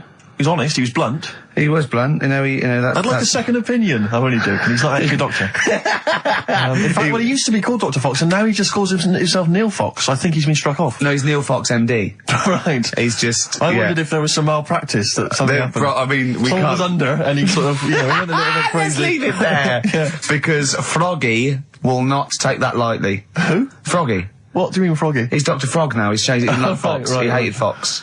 But are we going to heed his criticism? Because it was about, there was no preparation. Yeah. We weren't funny, fair enough. Yeah. There was just really no content. We didn't care about We didn't care about the show. The demographic we were meant to be aiming at. Just sounds like a lot of work, all that. Well, I think what we can do is we can take it all on board and immediately forget it and carry on, because it's easier. What about that? Brilliant. I'll tell you what we could do, though. Play some bloody great tunes. Thanks very much. Athlete. You got the style on XFM 104.9. I'm Ricky Gervais, with me Steve Merchant and Karl Pilkington, innit? Alright? Brilliant. Well, the funny thing was, the day of the Sonys, the radar figures came out. That's the body that tells exactly how many listeners you've got, etc. And XFM went down a little bit, across the board. Except one show, Steve, that went up 34%. Keep talking. Well, what show do you think that was? I'm trying to think. Would it be Zoe Bourne? No. Would it be Christian Connell Breakfast Show? No. It was this little mother of a show. Really? Up 34%? Yeah. Everything else went down. We went up 34%. Yeah. So maybe Dr. Fox should be listening to those figures. Indeed. Yeah. Will we get a pay rise? Will we get a 34% pay rise, Karl? Ooh, up to 80 quid a month. No, because for the last, 2 years, there's been nothing there, and you've still been getting the same money, haven't you? That's the way it works. There's been what, there? You're not paid per listener, are you? It's just... You know what I mean? It seems like it. I think they've each given us 5 pence. Exactly. I went along to, I came in from the presenters meetings I've never been to before. A presenters meeting. I didn't know they existed. And I just came in to annoy Karl. It was about 5 to 6. So I was going to get him as he knocked off. We're going to have a Sorry, and the presenters meeting is what? That's where they dish out which amusing news stories they're going to read out, is it? Yeah, or no, what order they're going to play, Athlete, Coldplay, right. the Vines. And, I went upstairs, there's all the people there, and, quite interesting, wasn't it? Karl? Yeah. You know why the figures went down a little bit? Come on. The war. Is that what they said? The war, yeah. At one point, I said to Karl, just how many listeners died in this war then? Because I thought he was saying that they were at the front. Yeah. Or XFM listeners went, well, I'm going. Yeah. I'm going to Iraq. Well, the reason our listenership Tell Zoe to tape it for me. The reason our listenership went up is that just tells you who's listening to us. Cowards, yellow bellies, children, women, people with fallen arches, terrorists. Oh dear. Yeah, it was quite a good meeting. Now I saw some. So what exactly, is there anything I missed out on? Is it no, they just, it went down a little bit, except our show, which went up 34%. Up 34%, but no awards remember for that. And then you went out afterwards, didn't you? Yeah, we went to a bar, so a couple of drinks and that. Yeah. And then a few of them went onto Stringfellas. No, they didn't. Well, some of them did. Zoe Who? did. Zoe and a few of the office people and that. I went home. Yeah. To what? To watch lap dancing? To beat what? Yeah, that's what goes on there, isn't it? I know, it's mad, isn't it? I've never been to Stringfellows. I don't know what happens. But no. Why would they? I don't know. I mean, I was talking to people about it the day after, and they said, "Oh, you missed out." And I said, "Well, did I?" I said, "Well, how does it work?" They said, "Well, you pay." Never quite understood lap dancing. Never quite understood it. It's basically someone dancing naked, rubbing their arse in your face. Yeah. That's basically the gist of it, is it? But you can't. The rules is you can't touch. Do they do a home service? I just think it's nearly. I've got to be careful what I say here, but it's sort of, I'm not dissing Stringfellows or anything, but is that not sort of like one step down from prostitution? That's such an antiquated. What are you from the 19th century? No, but I mean, what? It's like it's. Well, I don't quite understand it. I don't get it. I don't get it. Because the thing is, I said, how does it work? They said, you pay 20 quid, you get some clean money, sort of like little vouchers that you stick in the knickers or whatever. Oh, God. Clean money? Yeah. Disinfected money. Okay. Or just like vouchers. Can you put loose change in there? Because I got a lot of that. But, I owe you. Yeah, go on. 20 quid it is. Right. And I just don't get it, because I mean I'm not tight with money or anything, but No. you pay your 20 quid, they dance in front of you, but you're not allowed to touch, which to me is like going to a restaurant, ordering a nice big warm dinner, how they put it in front of you, and it's like, well, you can't eat it, and you're saying, but well, it's going cold. I love the idea of some bloke sitting in Stringfellows, businessman, right? Pays £20. There's an arse waving in his face, and he's going, "Can I not just?" They go, "Don't." So he goes, "It's going cold. Look at it. It's going cold." Oh, that is brilliant. It's going cold. That is, I mean, see, Karl in the week was saying that he doesn't like sayings and phrases and metaphor and analogy, and I was going, you know, and he thinks it's sort of like, you know, one step away from poetry, but he comes out with the most evocative phrases. That is a straightforward analogy. Lap dancing is like being given a meal that you can't eat. See, that's great. That's how you saw it, and that's so much better than saying it's mad, you can't touch, or it's a waste, or do you see what I mean? We were trying to inflame his enthusiasm in the week, and I said about different phrases, and he goes, well, why not just say the actual words? I was going, well, it's more poetic, and I told him the Isaac Newton one. If I have seen further than any other man, it's because I've stood on the shoulders of giants. And I said, well, that's because, you know, he's saying, you know, I'm getting lauded for being this great scientist and all these discoveries and being a genius, but I'm saying, you know, if it wasn't for those scholars before me that had come up with what they come up with, you know, I wouldn't have got this far. Karl went, what did you say? I just said, well, I prefer him to give me a name check. Do you know what I mean, though? If he stood there and he's saying how good everything is, don't just class me, don't sort of put me in with a load of other people. Give me a mention. If you were one of the other scholars? Yeah. Yeah, I think there were probably people that died sort of years before him. I think he's saying more that he's thanking the body of work these scientists and these great men had handed down, you know, through either books, material, teachings. He's not giving a big shout out to the collective science posse. Yeah, yeah. You know, thank you. Actually, I copied Nigel's. He's not saying that. I was like earwigging. I heard what Nigel said about it, about the third law. Do you know what I mean? Yeah.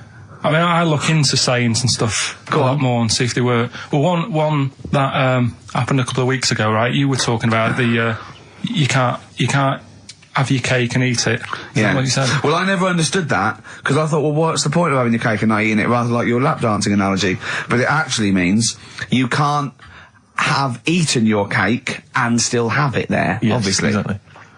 Well, the time that I saw that saying work, right? I was in Asda with Suzanne. Yeah. And do you know those big binders you get with nice cakes in them? Yeah. For birthdays and that, you can get one with like David Beckham on the front of it. Yeah. You can have one with, you know, Thomas the Tank Engine if you want. Ricky Gervais. Yeah, you can have one of them. And I saw one of those comedy ones where it is like a big pair of breasts. Yeah. And that is when, you know, you can have your cake and eat tit. Play records. No, but you see what I'm saying? Play record. I want to talk to you about it. About puns. Just XTC and senses working overtime. In the present climate, they should be happy with the work. On XFM 104.9, I'm Ricky Gervais, with me Steve Merchant and Karl Pilkington. Karl, you're poised there. I know what you're dying for. I know what you're dying to do now. You're dying to play some adverts, aren't you? XFM.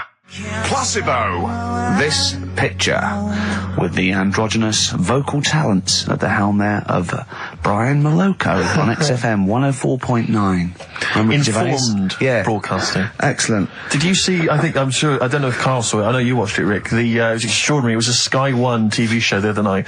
It was something like reality TV. Oh, I don't know what it was called. Yeah. Excellent. And it was about basically what the fortunes of various... I cannot get enough of it. The fortunes of various reality TV stars since they've come out of the show. Christine Hamilton coming out of the jungle. And obviously, once again, always a pleasure to find out what Fats Waller is up to, Rick Waller. I mean, he's in a band now. He's got his own band. He was playing in some club in Rochester. There was about It's 20 sort of people in gospel, the audience. sort of gospel rock, that sort of soul gospel rock thing, like somebody see in the Commitments or something. And when it cut to the audience, it was like it was in Butlins. It was just a big dance floor, and there was just people that watching indifferently. And he went, the people that were here loved it. I mean, it's a bit and sad. I have to say, I know. the size of the man, his leather jacket, Carl, was extraordinary. I don't know how many animals had to die to make it. It was like, you know, it was It looked like, if he'd have fallen off, it'd been like the Hindenburg. Yeah. Because it was like a Zeppelin. Oh, It the was- humanity.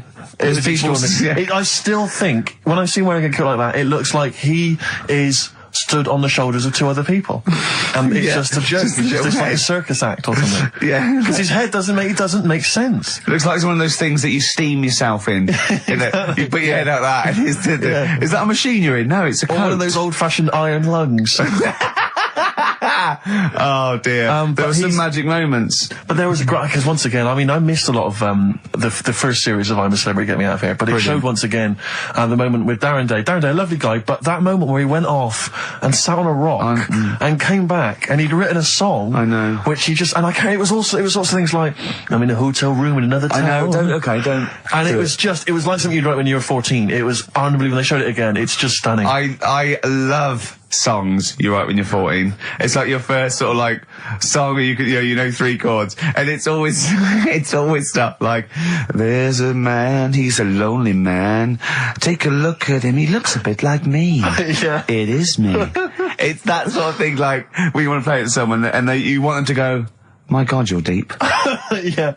My God, you're brilliant, aren't you? And that's about you, is it? Oh, yeah, it is, yeah. I have to say, this is such a terrible confession. When I was doing a school play once, when I was about that age, 15, right, there was a girl who was in the cast with me, right, and she sort of, you know, she was giving me the eye. I was thinking, yeah, well, I kind of thought she was, right? And It was class. But there was another guy there as well. I was sort of competing for affections. Oh, no. And he was quite a witty guy. His name was Scott Hansen. He had long blonde hair. Exactly, yeah. And I thought, well, the way to impress her, because I was 15 or whatever, I thought I was pretty smart.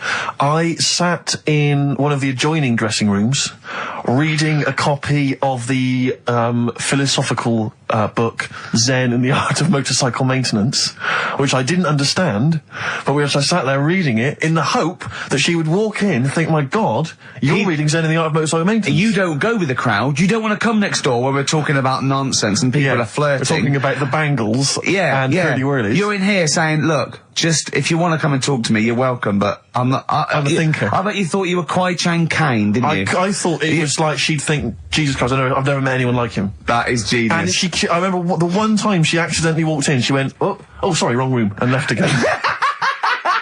And that was it. Sorry, at 15, so this is about the time you took to wearing a bow tie to I'm impress slightly people. younger wearing a bow tie. I love that. No, I used to watch a lot of Harold Lloyd films. And he always seemed to do very well. I love it. I love the idea of at 15 you going, well, it's time I went to wooing.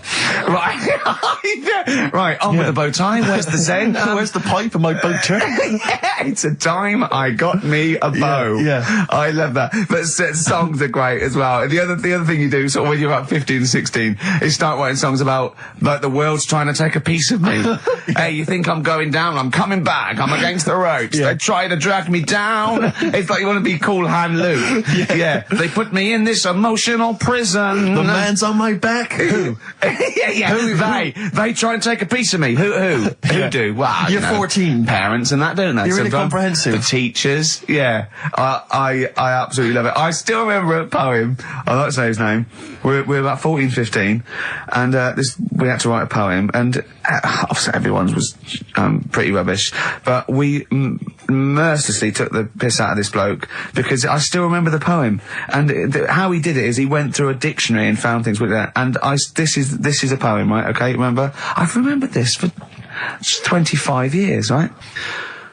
The reason why I had to die. Did I bleed the blood of greed? What was my destiny? And when we hear this, we were laughing. I mean, for a year, we would go, what was my destiny? It was just great. Can I hear it again? I enjoyed the reason why I had to die. Did I bleed the blood of greed? What was my destiny? That's almost as catchy as Monkey News. Oh, God! Oh! I've got some monkey news for you. Let's play a record and come back, and I've got some great monkey news for you, Carl. Professor and the R.E.M. album that people tend to forget about now because it was so kind of poppy and such a massive hit, out of time, but there are some good tunes on it. And there's one of them, Near Wild Heaven. Excellent, on XFM 104.9. Carl. Go on. Watching a programme yesterday, and it was about these Japanese snow monkeys. And it was all about how animals learn things that aren't instinctive, particularly sort of primates, because they see other people doing it, and they start a culture.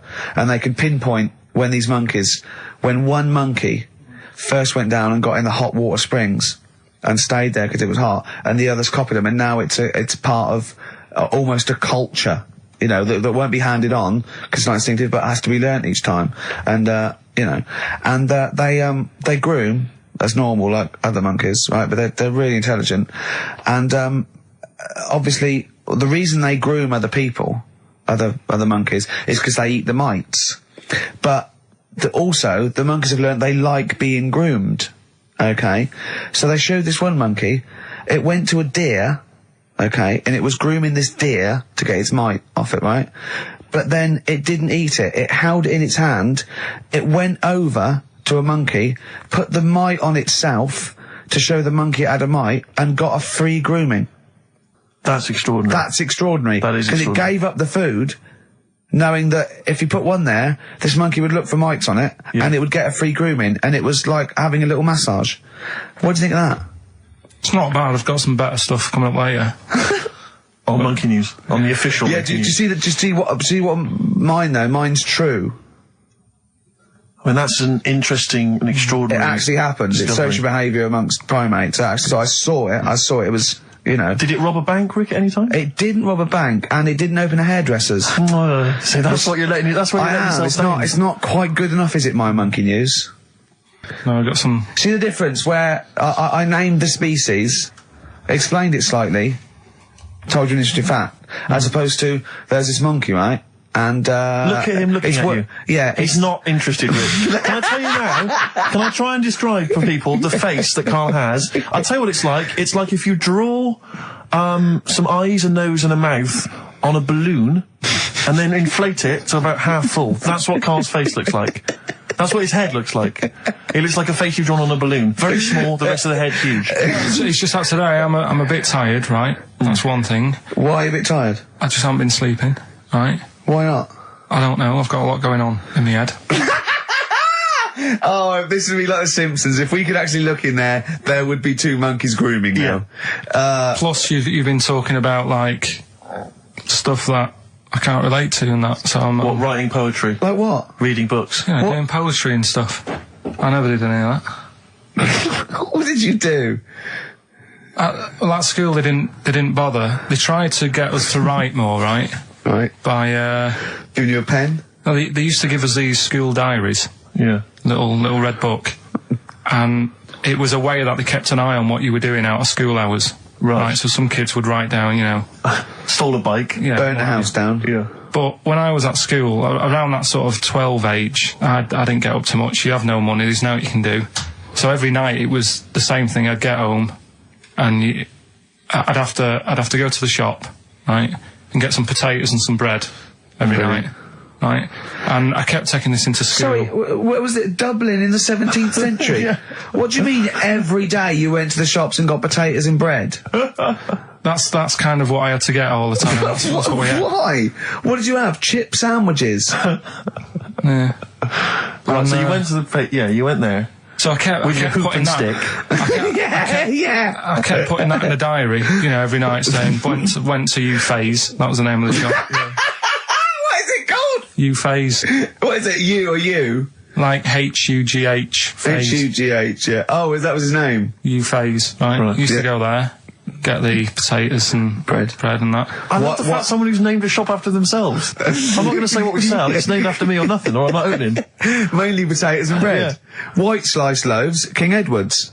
And the teacher used to always say, just write something different in there, make something up. Because, like, you know, Monday, Tuesday, all the way through to Friday, every night, it was just, went to U-Phase. Went to U-Phase? So you sort of, you came... Are you sure it wasn't an advert? Sure he wasn't paying you to say, get my name in the book? Yeah. The only time that it changed, and she said, oh, that's made it a bit more interesting, was when it was my birthday and I had to buy a cake. Potatoes and a cake. And she said, oh, that's good. Yeah. That was my 13th birthday. My mum said, I got home from school, she said, oh, you're 13 today. Teenager, big turnover. Go and get a cake. That's your experience of writing? No, what? Well, no, kind that's of, your yeah. experience of your 13th birthday. Oh, by the way, you're 13 today, go and get a cake. Yeah. Brilliant. Big surprise? Was it a big surprise? Yeah. yeah, that is brilliant. I love it. That's the only sort of writing.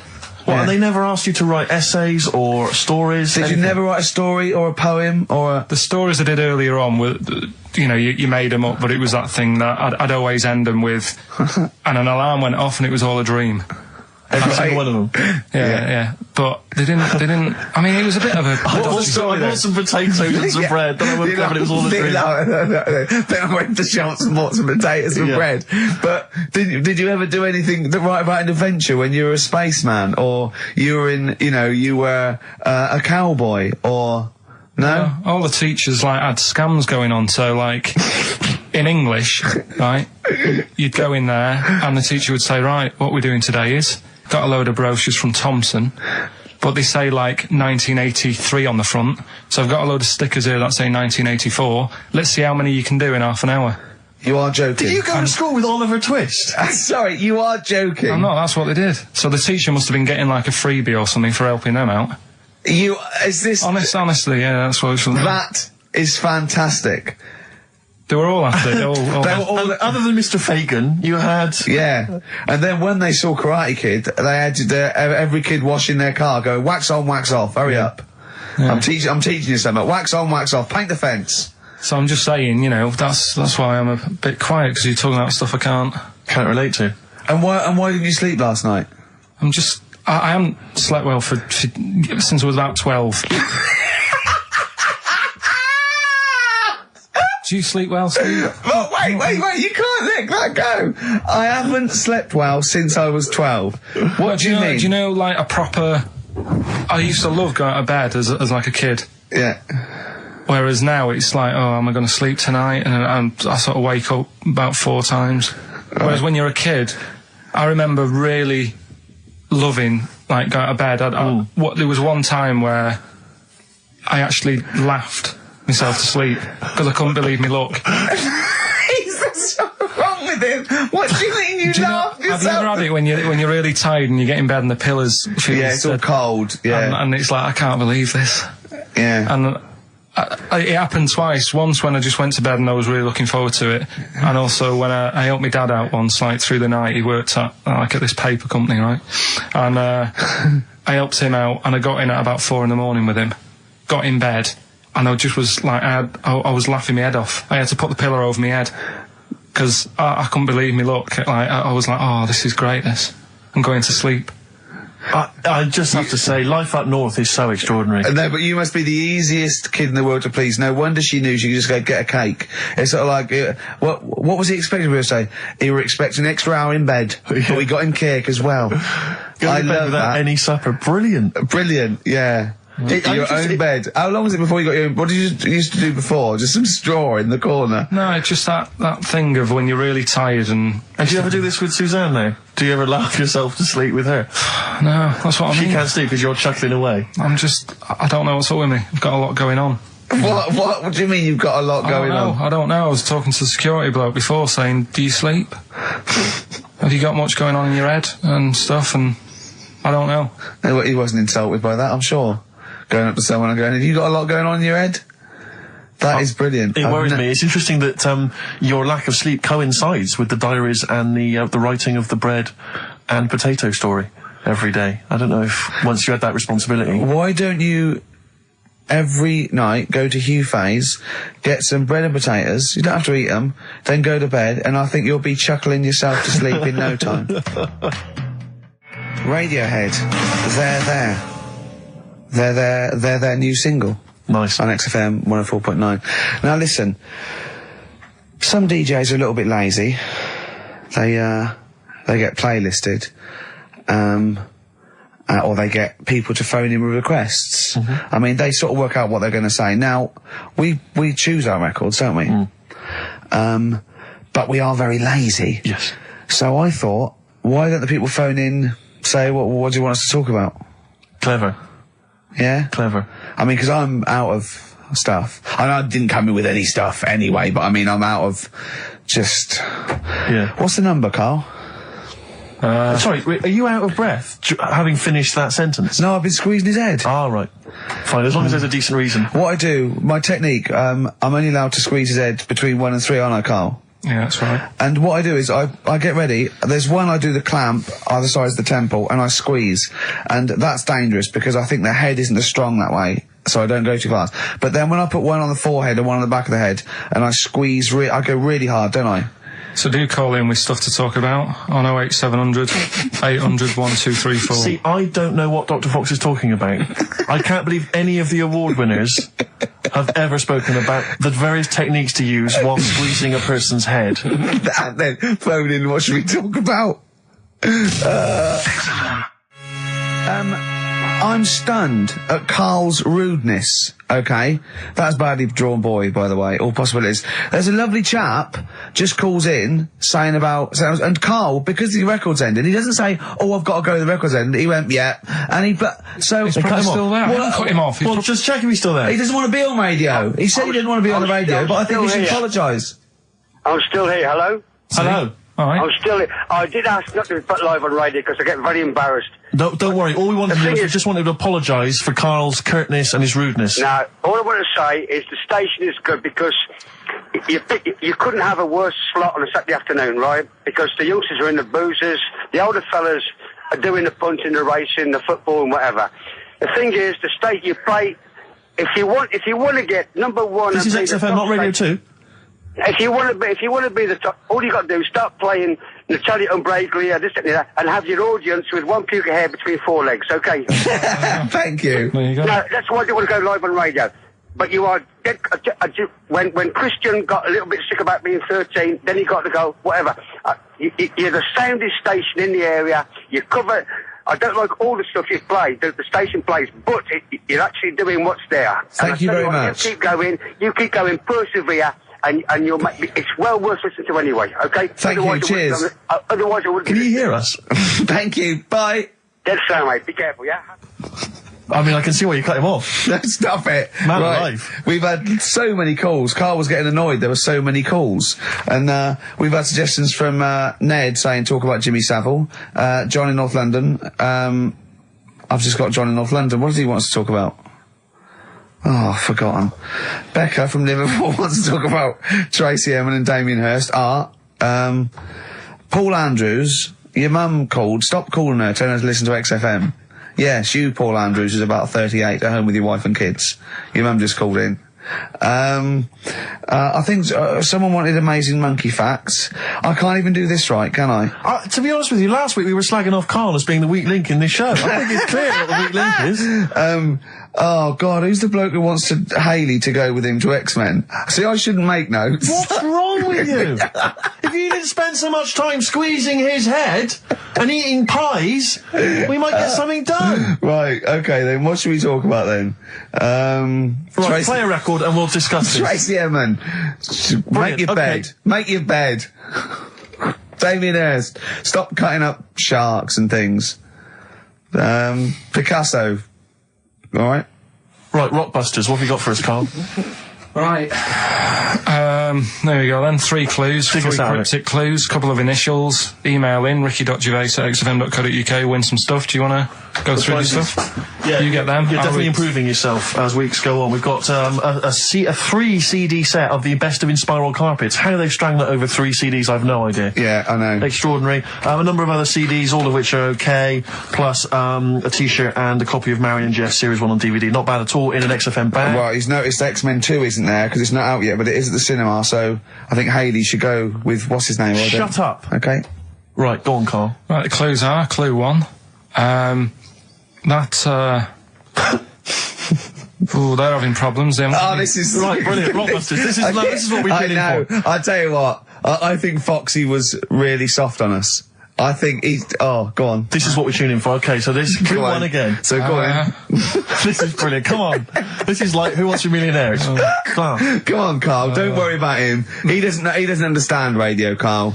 I heard his show before we had us. He was doing it. It sounded just like Dr. Fox. Yeah. Right, Go on. Clue 1. They're having problems. They haven't got any rice. Say it again and say it like it's written down. Right. Say it like it's like you're reading it as opposed to making it up as you go along. I know you are, but say it again, because all the ums and ahs people think are integral. They're having problems. Do it again. They're having problems. They haven't got any rice left. Different. A cryptic clue every word. That's the matter. I love that. What's the initial? CC. CC, and the clue again. They're having a few problems in that. Because they haven't got any rice left. Different every time. Go on, that's number 1. Second one, the Geordie fella doesn't know what he's been charged for.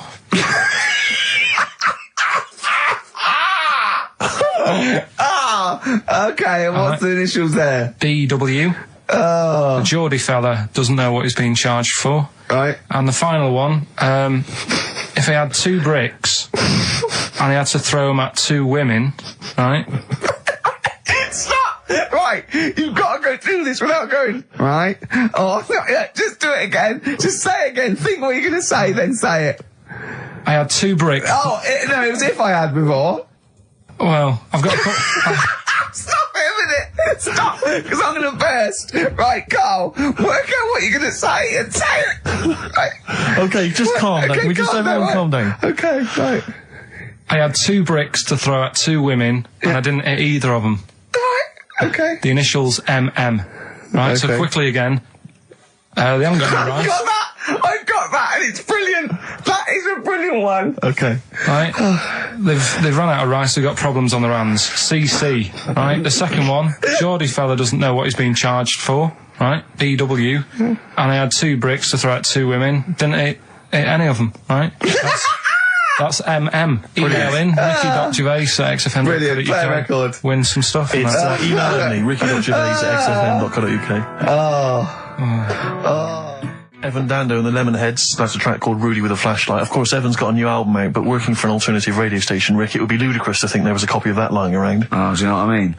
But email only the Rockbusters, that's what this is all about. Rockbusters. Coming up soon, Monkey News. Indeed. Plus, of course, I have very special guests this afternoon, Tattoo. Oh yeah, be in a minute, won't I it? look forward to them. Adverts? Yeah. White Stripes, 7 Nation Army. On XFM 104.9. Carl, are you thinking of starting a family? Only if, like, an accident happens or something. Yeah. Were you there, Rick, when we were chatting about this the other day? Oh, yeah, no. What did you say, Well, Carl? we were talking about his career and that, because he's on MTV, and I was going, oh, you got to do this now. He's going, look, if it happens, it happens. I've said to Sam, if it happens, it happens. He goes, well, what are your plans? I was saying with Gervais, she said, are we going to have kids tonight? I go, look, if it happens, it happens. I go, well, how will it happen? He goes, if a condom splits. Amazing.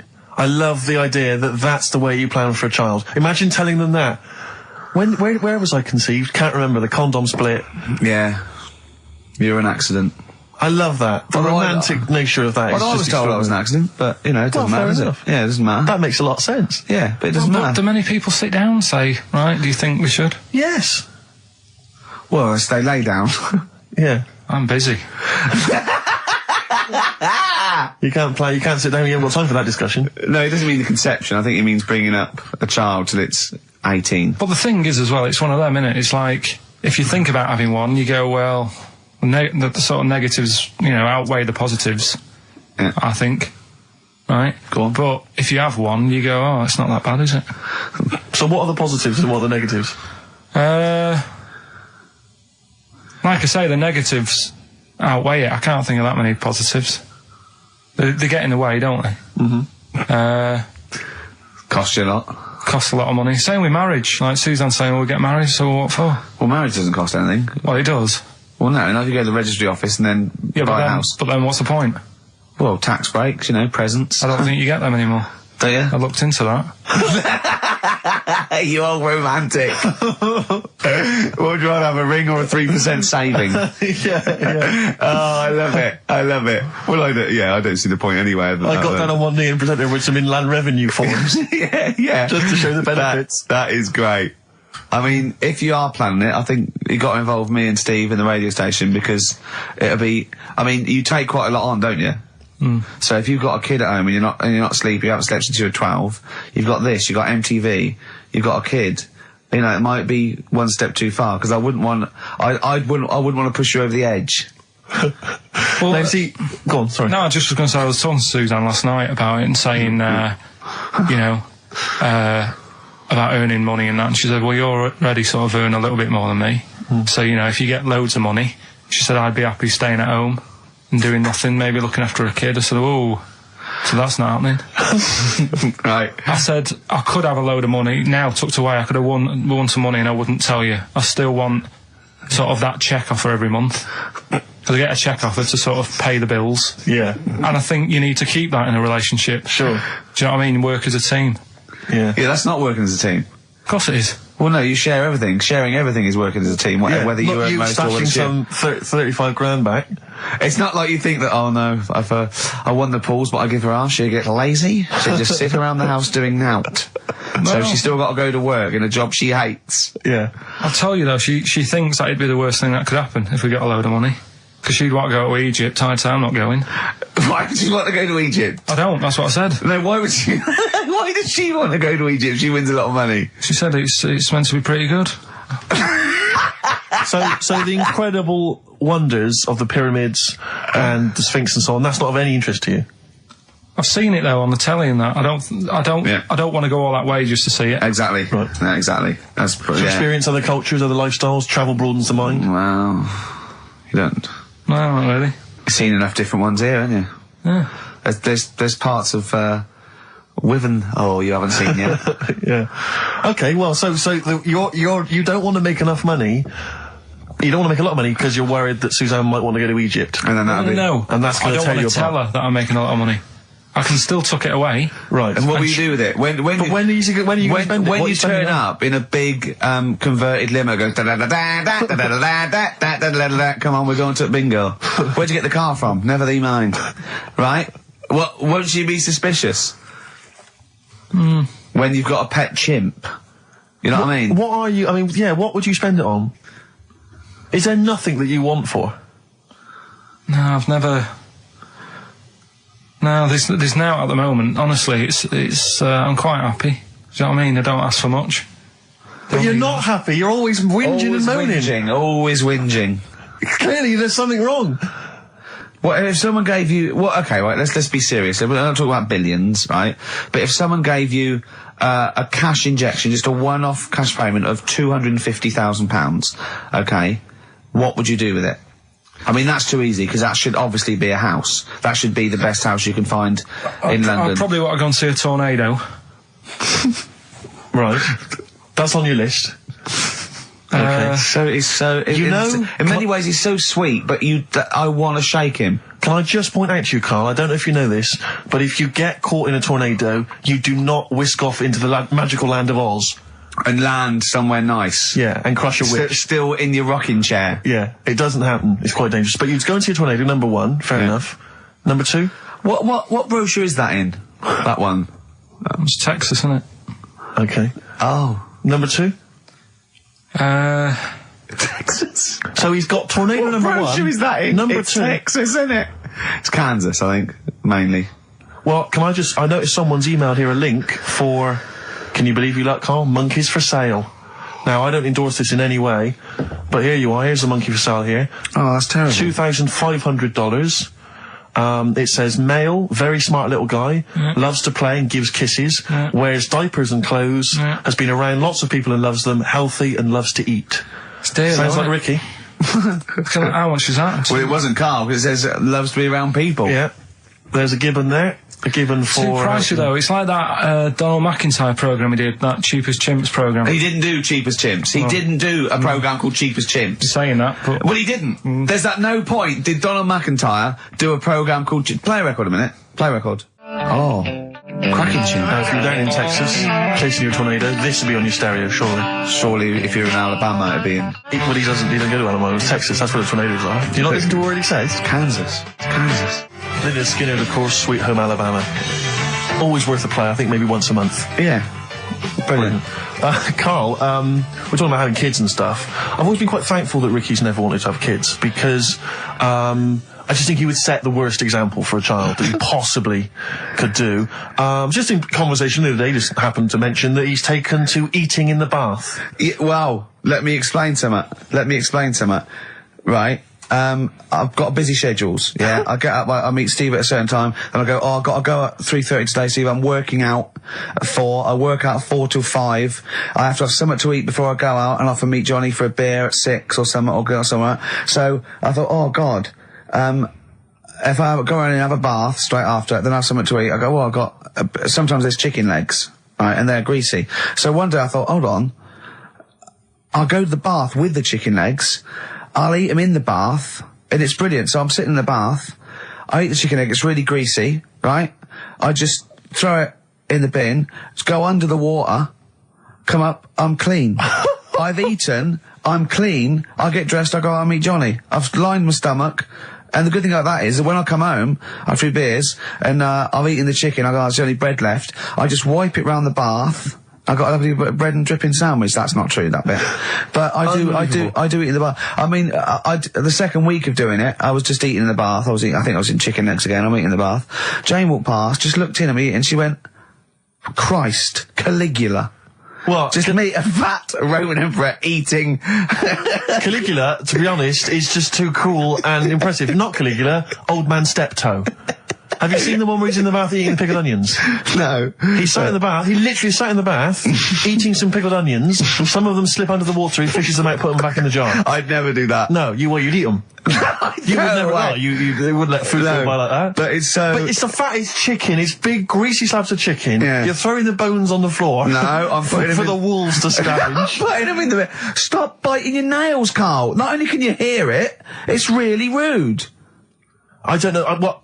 Yeah, you're criticising him? Yeah. Criticising him for biting his nails? Yeah, you don't know where they've been. You eat chicken in the bath and then go under the water and come up clean while sat in some water swimming with grease and fat and chicken bones. Yeah, and breadcrumbs. Well, I like to bath. I like to bath like 2 or 3 times a day. But do you not see why that's not cool and impressive? It's not like we're all going to go, why haven't we all thought of that? To be honest though, Steve, that is the only time I eat oranges. I know what you mean. Yeah, that's, I've always thought that, an orange, I go, oh God, this is too annoying, and I don't bother eating oranges, unless they're tangerines, you can peel them in one and put them in one. I don't have big jaffas, it's not worth it. What is wrong with you? Firstly, have you ever thought about cutting an orange into 4 quarters with a knife? Waste. What do you mean a waste? More washing up. Yeah, right, so this is why you can't sleep at night. Because you think, I gotta run a bath and have an orange. I haven't got time. I'd like an orange now, I need the vitamin C, but I gotta run a bath for it, at least have a shower. I'm gonna be in there with another man. Oh, it's dear. like, the two of you are just, you are like children. You're infants. Your mentality is ludicrous. And you're embarrassing us in front of our special guests. Oh, yeah. I can't believe it. Now, of course, last week we've had tattoo here. We've had a number of letters, Rick. I'm just reading them now. Saying, last week, loved your interview with Chris Martin from Coldplay. Yeah. Genius. Another one here. Great insight into the man who wrote Yellow and Clocks. Yeah. Fascinating. Steve Merchant's interview with Chris Martin was amazing. He showed his own TV show. Yeah. Just some of the letters we've received, Rick. Yeah. So this week, we're very lucky to have with us Russian pop act Tattoo. Round of applause for them. Lovely to have them here. Tattoo. Now then, of course, there's been much controversy that your kind of lesbian shtick is just something to try and whip up some press attention. We are proper lesbians. We love Fanny more than cock. Okay, brilliant. And Tattoo, lovely to have you here. Thanks for coming. Yeah. Now then, you've got some live gigs, I understand, planned. Yeah. Duh. Okay. I can't help but notice that you sound, dare I say it, Tattoo, you don't sound so much Russian as German. No, we cannot do the accent properly. Okay. And, Tattoo, it's a joy to have you. Thanks for coming down. And finally, your lesbians would, for instance, either myself or Carl be able to convert you from your lesbian ways? We like the muff so much that the knob is no good for us. All right, well, thanks very much, Tattoo. Yeah, thanks, Tattoo. Thanks very much. Cheers. Extraordinary. Next week, Cher. Brilliant. So if you've got any guests, special guests you love us to interview, then let us know. Ricky.Gervais@xfm.co.uk. Look at Carl's face. And we'll try and get there. Oh, dear. Play a metal, Carl. Rockbusters answers next. I was going to say, well, do you want to do that? No, let's do it next. After the record. I was just going to say something. What were you going to say? About gays and that. What? In a bit. What were you going to say? Oh, we'll look forward to that. Martina Topley Bird. Need one on XFM 104.9. Right, there goes the girls from Tattoo. See you later. Well Thanks, done. girls. Cheers. Have Right, a couple of listeners Carl, what were you saying before we cut you off? Yeah, it's just like, you know, you had the girls in and that, and it reminded me, I was talking to Steve in a week. Yeah. I think it's, when people were talking about going to Stringfellas and that, Yeah. I was talking about seeing naked people. Yes, I asked him, I said, when he used to watch, say, he accidentally flipped onto BBC Two and some ballet was on, would his eye ever been drawn to maybe the gentleman's lower regions rather than the ladies? The gentleman's package. Yeah, would your eyes ever be accidentally drawn to that and you couldn't resist it? And you said yes. Yeah, because, right, I don't think I'm Oh dear. Oh, go on, I mean, fair enough. no, right. I'm always looking at the beautiful ladies, but fair enough. Yeah, No, go on. but, right, Have you ever looked at Wayne Sleep's testicles? I went out. Have you ever looked at Wayne Sleep's penis and testicles? I went out on a night out, right? And it was it got to some point in the night where two women and two fellas got on stage. Right. Right? Started stripping off. Yes. Yeah. Just what, members of the audience? No, I think they were like part of the act, right? Right. And, What was this, panto? the fellas had like their undies on, and the girls just had their knickers on. Yeah. Right? And, Sounds pretty erotic at the moment. Go on. and at the same time, they all whipped their pants off, Yes. right? It was Now- Bucks Fizz, wasn't it? The adult show. Now, I said to Steve, at that point, Sorry, I wasn't there. He said it's to me later. yeah. I said, well, you have a quick glance at the fellas.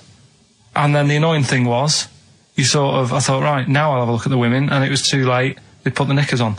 How long were you looking at the fellas? Not that long, but, But it why was were you like, looking at them first? that's human nature, innit? Why?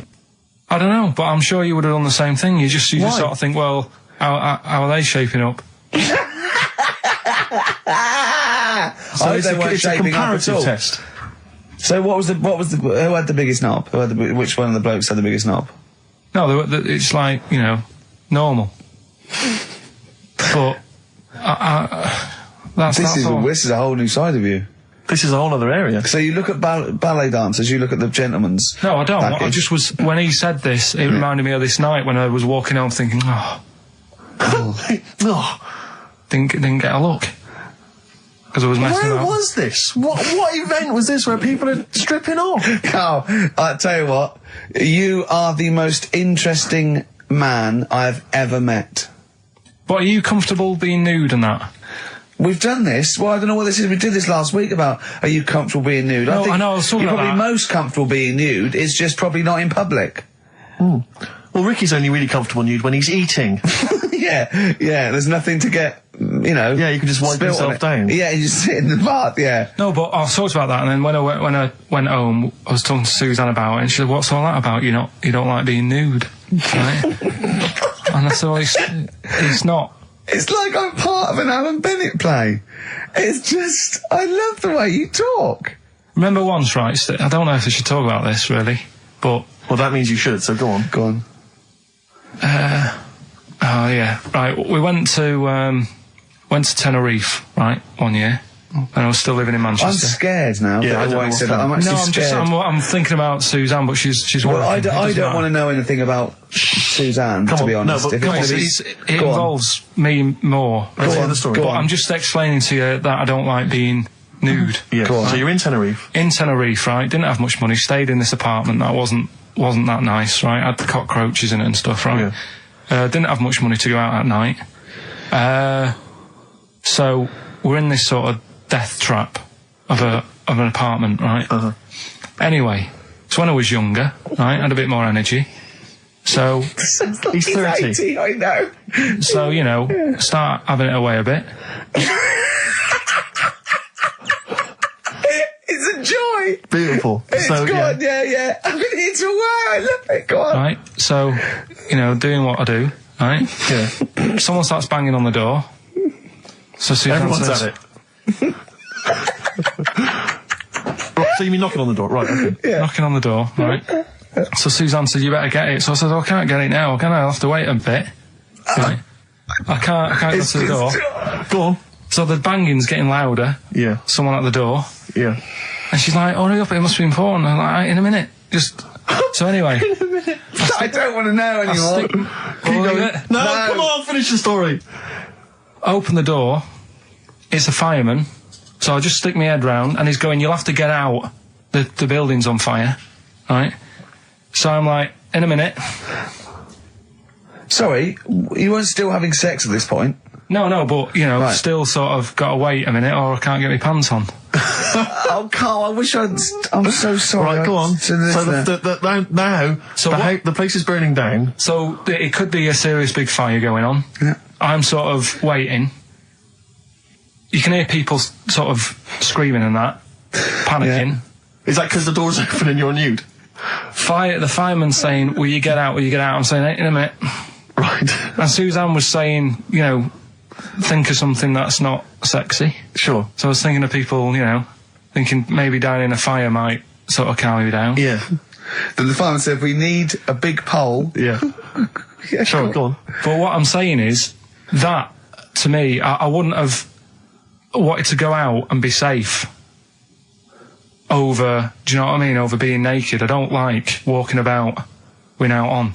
So what I'm saying is, even if that fire... I love the idea of everyone huddled in there with all the firemen. It just, the camera spans along and there's Carl. Yeah, a just local news report. naked. With still...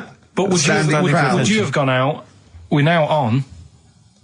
But why do I have to go out with now on? I'll just grab a pair of jeans. All right, but you've just, What? There's a fire, Carl!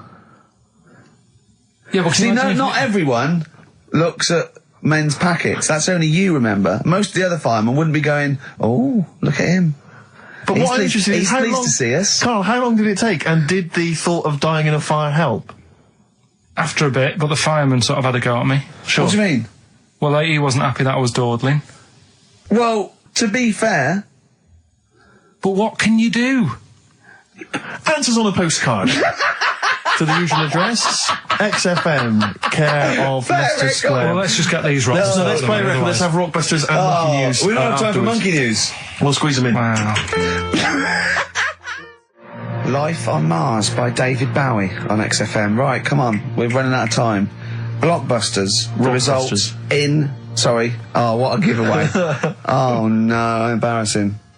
I've given it away. Straight into Monkey News. Go on then. So, Rockbusters, what were the clues? The clues were, the first one was, they're running out of rice, so they've got problems. That was CC. That was China crisis. Right? Okay, yeah, if they ran out of rice in China, it would be a crisis, fair enough. Second one, the Geordie fella doesn't know what he's being charged for. Right? That was Bill Wyman. Brilliant. Yeah. Brilliant. And the third one, I had 2 bricks to throw at 2 women, and I didn't hit either of them. That was Mr. I let him up. Those were alright, those. That's extraordinary. The winner, Gina. I think Gina Ferry. Well done, Gina. And the reason I gave it to Gina is because she's included, and this is a wonderful segue, some monkey fact information of her own. She says, apparently, that the group Chumbawamba got their name from one of those monkeys in a room with a typewriter experiments. Someone did it as a joke, and Chumbawamba was a word that was typed out, and that's where the group got their name. And apparently. their lyrics. Absolutely, yeah. Which is good. So let's have official Monkey News. Play the jingle. Oh, chimpanzee that Monkey News. Alright, we've got to be quick. Go on, But this is something that was sent in to me ages ago, and I don't know why I haven't done it yet, because it's brilliant. We were talking about monkeys typing, the Shakespeare theory and all that. Well, this is about a little monkey called Marty, right? Basically, it's in some science lab, right? It's in there. It was wandering about out of its cage, right? The lab fella was busy on the phone or something, right? And Typical. it's wandering about. It goes up to a PC that's in the corner, a little computer, types down, "My name is Marty," right?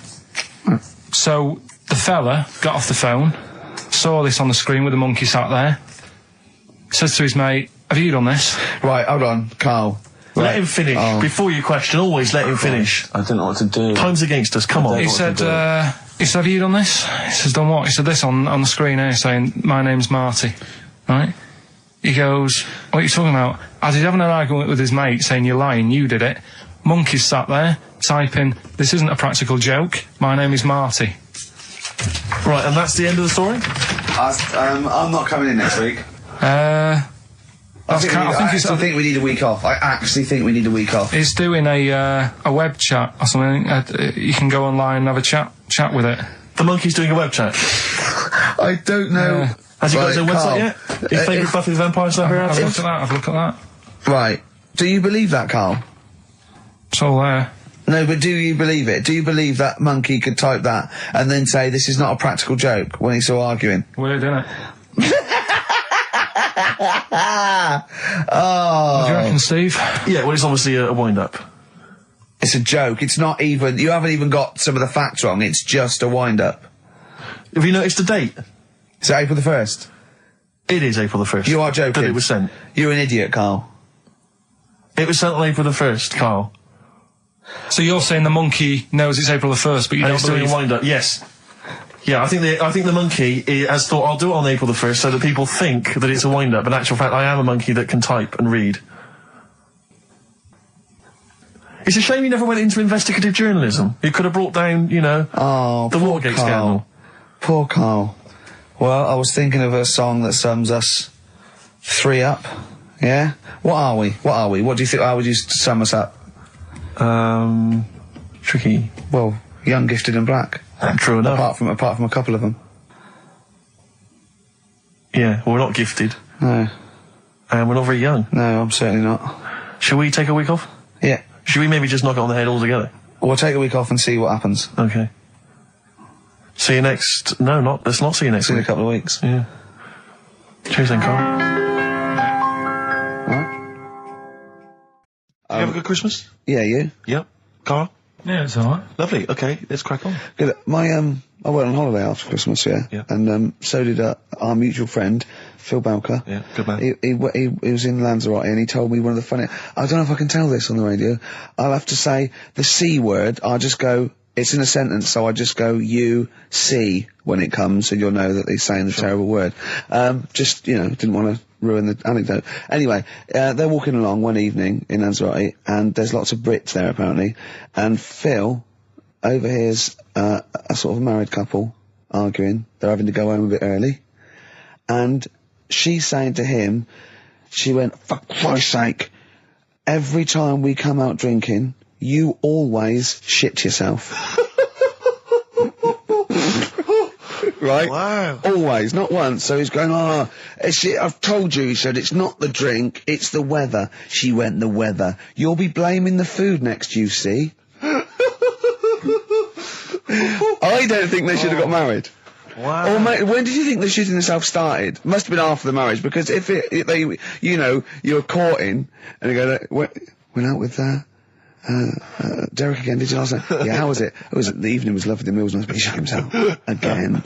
That's 5 dates, 5 different heaps of shit. But I think I can change him. I think I can change him, yeah. It must have happened after the marrying. Or he just might have think, oh God, or he's got to that age where I think, look, I'll just empty it when I get home. Yeah. I'm not going to keep going up and going to the toilet, It's the ice that does it. Yeah, Carl is right, I think. It is the ice. What do you mean? People forget, they say, don't drink the water when you're on holiday, and they don't. They drink, they buy Evian and stuff. Oh, I see. They forget about the ice. The ice cubes, you're right, in a bar. Made from tap water. And that can do it, can it? Yeah. But what she said every time you're drinking, didn't she? I assume that she wasn't drinking ice then. Yeah. Why is it just happened to him? Let's be honest, everyone that goes on holiday doesn't end up crapping themselves. Yeah, they usually make it to a toilet. He does it every time he drinks, doesn't he? Yeah, well, apparently. Just don't let him carry the baguettes.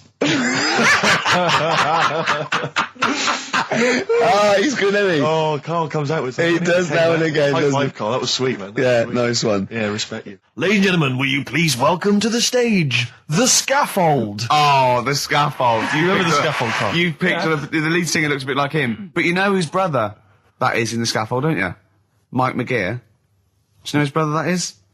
What? Do you remember the The scaffold? They did, Yeah, I remember we'll the drink a drink, to Lily the Pink, the And Pink, the didn't they Pink, do the that Pink, oh, the the Roses human advert as well? Yeah, thank you very much for the entry, Ian. Do you know whose brother that is? Whose brother? The lead singer? No, the Mike McGear in it. The sort of one of the main men in it. He's one of the songwriters in Yeah. No, the I don't. scaffold. Paul McCartney. Is he? Yeah, I didn't realise that. yeah, that's Paul McCartney's brother. Think of that when they go home for Christmas. So I think Lily the Pink was what, about 1970? Yeah. It was number 1, wasn't it? Christmas Yeah, number 1. yeah, big number one, yeah. I don't know if it was Christmas number 1.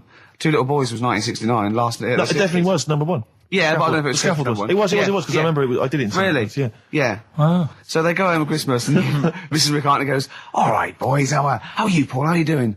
I'm just starting a new band called Wings. Yeah, oh, yeah, so this is Linda. All right, don't forget, sit down. Mike, what are you doing? Just had number 1. Brilliant, round of applause. How many number 1s do you have, Paul? 19. Still. We know what we like, don't we? We'll drink, the human race. Paul goes, wow, if you want to. The long and winding... Boring. We'll drink, Wow. Linda, do you want to be in the scaffold? We're probably going to go on tour and stuff. I know you love it. Well, I quite like it. Yeah, we'll drink. You're not going to be in Wings if you're going to play with him. Well, I got make a tricky decision. I mean, that's a great song. Everyone's loving it. It's Christmas number 1. What are you doing eating his bacon? Well, I love it. You don't eat bacon? Yeah, but I love the music. He's a great Stop guy. it. What are you doing? Well, I just, I love the music. We'll drink, to Lily the Pink, No. No, you don't. Yesterday, all my troubles seem so... Thank you very much for that. Aintree Iron. Imagine that, because imagine everyone going, well, you've had 19 number 1s. I mean, it can be around time. Yeah, if you stay like this with the scaffold, I'm going to rule the 70s. Yeah, if things that carry on going like they're going now, the scaffold, ladies and gentlemen, please welcome to the stage, Beck. Oh, nice one. That was the Christmas song. Remember them dissing all over the place as usual? Absolutely. Dissing all his mum and everyone. Yeah, it's a little bit Christmas. of cussing in there, which they bleeped out, thankfully. Carl's in a bad mood already. He's been in about 3 minutes and he's in a bad mood, getting stressed. If you can't hack it, leave. What's the matter with you? No, I'm just saying. I was meant to enjoy last Saturday off and I didn't. Why not? Why is that our fault? Because you weren't here? Just because... I don't know, but... Are you not in the Christmas spirit? Why didn't you enjoy last Saturday? What did you do? I went all the way back up north again, right? Because it was Suzanne's dad's birthday, right? I was busy last week, didn't have time to get him a present or anything. Didn't have time to get him. So I got to Euston Station, bought a card for him, which was a Christmas card, so he wasn't happy because he was saying it's my birthday, and I said, well, I won't be seeing you again. So I've got a joint card, and then we went out... Did you get him a present? Well, no, because we went out on Saturday night for something to eat at this pub that he likes. It was a nice steak and onion rings, right? Lovely. So he should have been happy anyway. Yeah. But... What, you paid for it? No. But you should have been happy anyway. Suzanne paid for that because it is her dad, right, not mine. So I said, all right, what can I do? I said to her. So she said, just buy a few drinks or something. Anyway, I didn't get around to getting drinks. I can't believe it. Can't believe it. Round to getting the drinks. Right, so I said, right, I'll pay for the cab. Right. Oh, what a lovely Christmas gift that is. Yeah, So, £2.50. I paid, it was like in £3 Manchester there, it is. £3 back. So £6 you spent on him? Well, no, I spent more. You see, that's what he said. He You said, get the Bolton and back, can't he you, for that? said, oh, you spent on me £6 for my birthday. I said, no, I haven't, because I gave the taxi driver a tip. I'm a little bit worried about his attitude as well. Because even if, I mean, that is a stingy present, but you don't say... Well, let's be honest, that's the worst Christmas gift ever, because, you're pretty bad, like we discussed in the past, but at least you spend a bit of money. Yeah. It's just thoughtless. Yeah. This is nothing. I know. You haven't given him any time. I mean, I would... And I knew my demographic. They loved it, my family. the they couldn't scratch believe card. their luck. You know. Well, a tenner. You spent a tenner on him. Well, the cab fare was £6. But the thing is, I don't think he's saying that. I think it's the fact that this is like, frittering away and it's kind of thoughtless, he would have loved to, I'm sure he would have been appreciative of a lovely £10 gift that you cared about and bought. A book he probably likes, Fly Fishing, doesn't he, by J.R. Hartley. If you'd have bought that, he'd have gone, that's what I was looking for. Well. Or what I was looking for, Carl. Bloody hell, Carl, you little bald twat. That's just what I wanted. So, alright, so just calm down. So what have you got planned for Christmas? Is this what, are you doing the same place with Carl, Suzanne? excellent. You've paid me milk bill for this week. That were nice. I'm spent this year. So have you planned anything for Suzanne, or are you just... Yeah, I'm taking her out Christmas Day for something to eat. Well, does she know that? Was that? She's working today, so she so... Right, okay. So what Christmas gift have you got? That's it, I'm taking her out. What, you haven't got a present?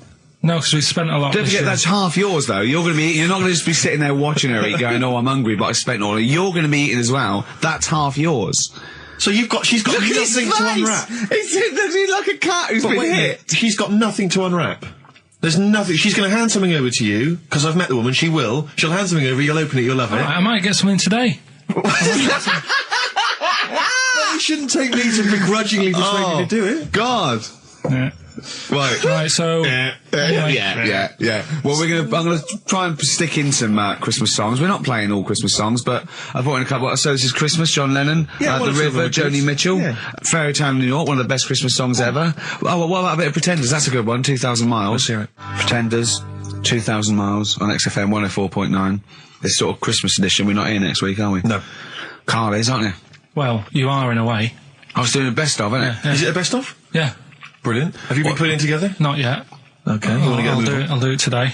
Tell me what bits you want in it, and I'll sort it out. It's not for me All to the say, best is it? stuff. Yeah, it is the best stuff. Well, maybe people could email in with their the highlights of the year for them. I'm trying to think what they were. I mean, mostly talking to Carl. It'd be mostly Carl, wouldn't it? Mostly Carl, gibberish from Carl. Oh, I think it'd be an awful lot of educating Ricky from Carl. Well, ricky.gervais@xfm.co.uk if you've got any thoughts on stuff you'd like to hear. Again, Is there anything you'd like to hear of Carl saying something stupid, me and Steve laughing or slapping him? Yeah. That's basically the competition, isn't it? Well, there's a couple of instances where I tried to kiss him, I think, and you encouraged me. Yeah. Those are some highlights for me. Don and Blitzen from the About a Boy soundtrack by Badly Drawn Boys. Christmas theme there. Christmas theme there. You spotted the Christmas theme. Yeah. Carl's not really in a festive mood, but I can't imagine Christmas is your time of year, is it, Carl? Well, I'm not sure any time of the year is, really. I liked it when I was about... I think when I was about 7, I enjoyed it. Was that the one? Was that the year, the big year for you? You get loads of stuff, you don't have to worry about anyone else, but once you've, got a job... What did you get when were you doing your paper round? How old were you then? I was about 13, 14. Well, that was then you were a man, weren't you? I had to buy stuff. Oh. But you're still not You're quite a selfish man, aren't you? I didn't realise this. No, it's just that Christmas... And that's coming from him, Carl. My dad always said... Oh, right, steady on. Dad said Christmas morning was for, for me, so he used to stay in bed. So he never... That's brilliant. That's a great thing to say, isn't it? Yeah. Christmas morning's for you. Run wild. Do what you want. Just don't bother me. I'm going to Honolulu for 2 weeks. That's great. Dad, it's Christmas. Do I have to do anything? No. So my mum used to get up because she used to like to see my face light up, when I opened the presents. And then, to keep the fireworks. And then, then I'd have to go to my bedroom from about 6 o'clock onwards, because, my mum and dad were into having big Christmas parties, and I wasn't, old enough to go. Right. So they'd say, right, you've had your fun there, you go up to your bedroom, stay in there. Really? Yeah, I remember one year, right, I got a train set, that's what I wanted. Yeah. Right? It's brilliant. Playing with it all day. I thought, I don't mind about the party, I'm happy staying up here, playing with this. Brother comes in. He's had a few, right? He's going, give us a go on your train. How old is he? He's a bit older than me, so he might have been let's see. Well, let him be 18. Probably about 18, 19, and something like that. I had a train set, so, I don't know, about... 14. Something like that, right? So I'm playing on that, loving it and stuff, and then he comes in and goes, give us a go. He turns the transformer up to, 14. He went really fast for about 5 seconds, broke it, and then he went back downstairs. Wow. So Christmas, I hadn't even got to Sounds Christmas like Day. the Conservative government with British Rail. Satire, though. Rick, I just thought that there's satire. If there's any satirical shows listening or magazines... It doesn't work in any way, because there's the analogy falls down apart from there being a train. Think it through, though. British Rail was trains. Yeah. And the government broke the trains in many ways. They didn't break them, not officially breaking them, but they kind of... It does work. It's perfect. Oh, I'm very pleased with that. And I can't... And no one's asked him to be on the Vlog on his view. It's weird, isn't it? Because it's strange, that. When you've got a satirical mind that's as quick as that. Yeah. All right. And he's broke your little train set. So what did you do? I just watched telly and had some sausages. I bet you were happy with that, though, weren't you? It's a bit annoying, though, isn't it, when your main present of the year has been broke. And did it ever get it fixed? No, that was it.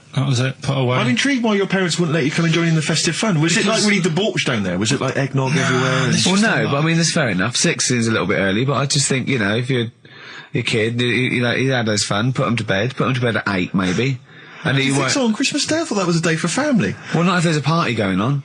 Well, don't have the party on to Christmas Day. Well, that's another option. Yeah. Your parents are weird, aren't they? A strange breed. Well, I think that was the year, right? You're talking about buying presents and stuff. I think I did treat my mum to... I didn't buy my dad anything. I think that was when I got a bit older, I used to get my dad something because he wasn't that bothered anyway. No. So, got me mum, there was a cheap shop, right?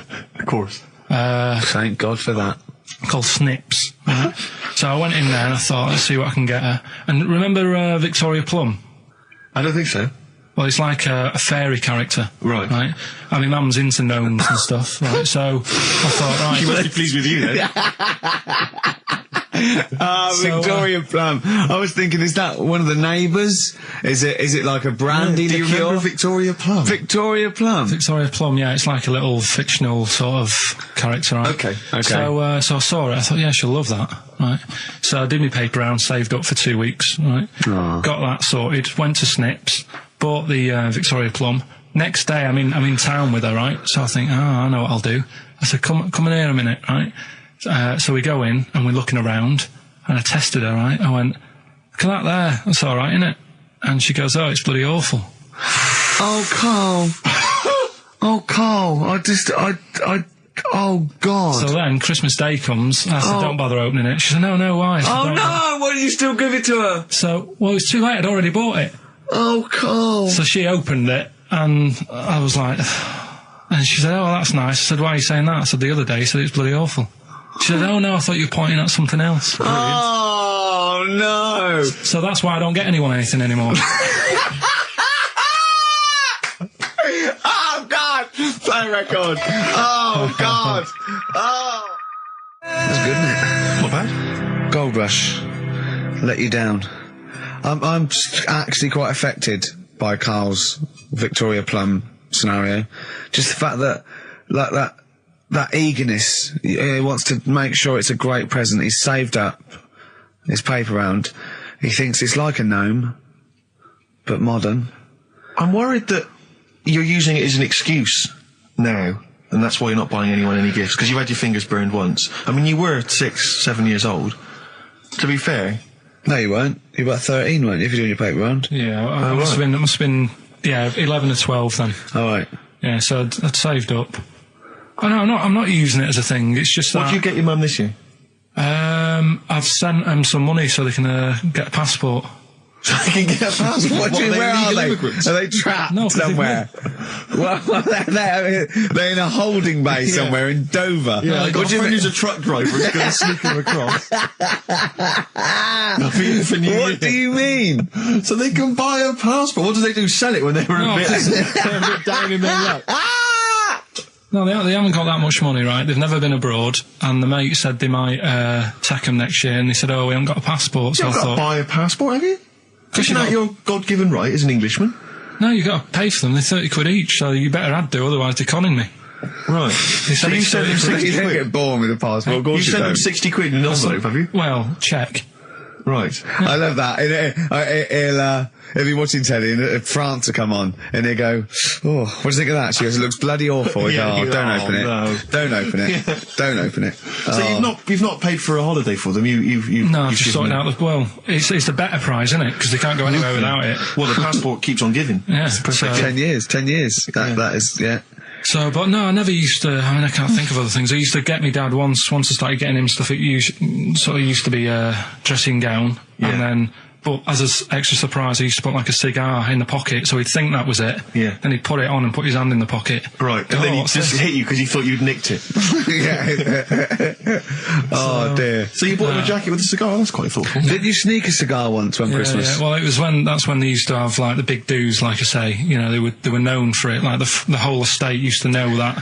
You know, we were having a party. Yeah. So they'd all come round. So they'd all come round and just have food and drink and that. I cannot imagine how unpleasant that must have been. Awful. And you locked in your bedroom with a broken train set. Yeah. And looking at Victoria Plum, whatever that was. In the bin. Oh, in the bin, yeah. And hear a mum saying, and he got me this. Isn't this piece shit? of rubbish. You could hear him just throwing it against the wall and laughing. And all the neighbours laughing. And you'd come down, just be in pieces with loads of spit on it. Just loads of gob on it. Eyes. And all the Polaroids of them just like laughing at him, pointing. stamping on it.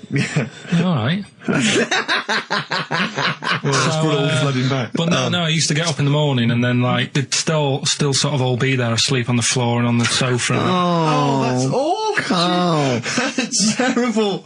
Christmas is surely the one day a year which is a family thing. It's for the kids. They're the ones No, that was Boxing Day. Well, I know. Oh, that's all right. It's not It's over. Yeah. Back on the Christmas bike. is over. All right. Who's going to pay for this? What, me? Yes, Carl. You're doing 2 rounds today. Yeah, what's your paper round supporting the entire family?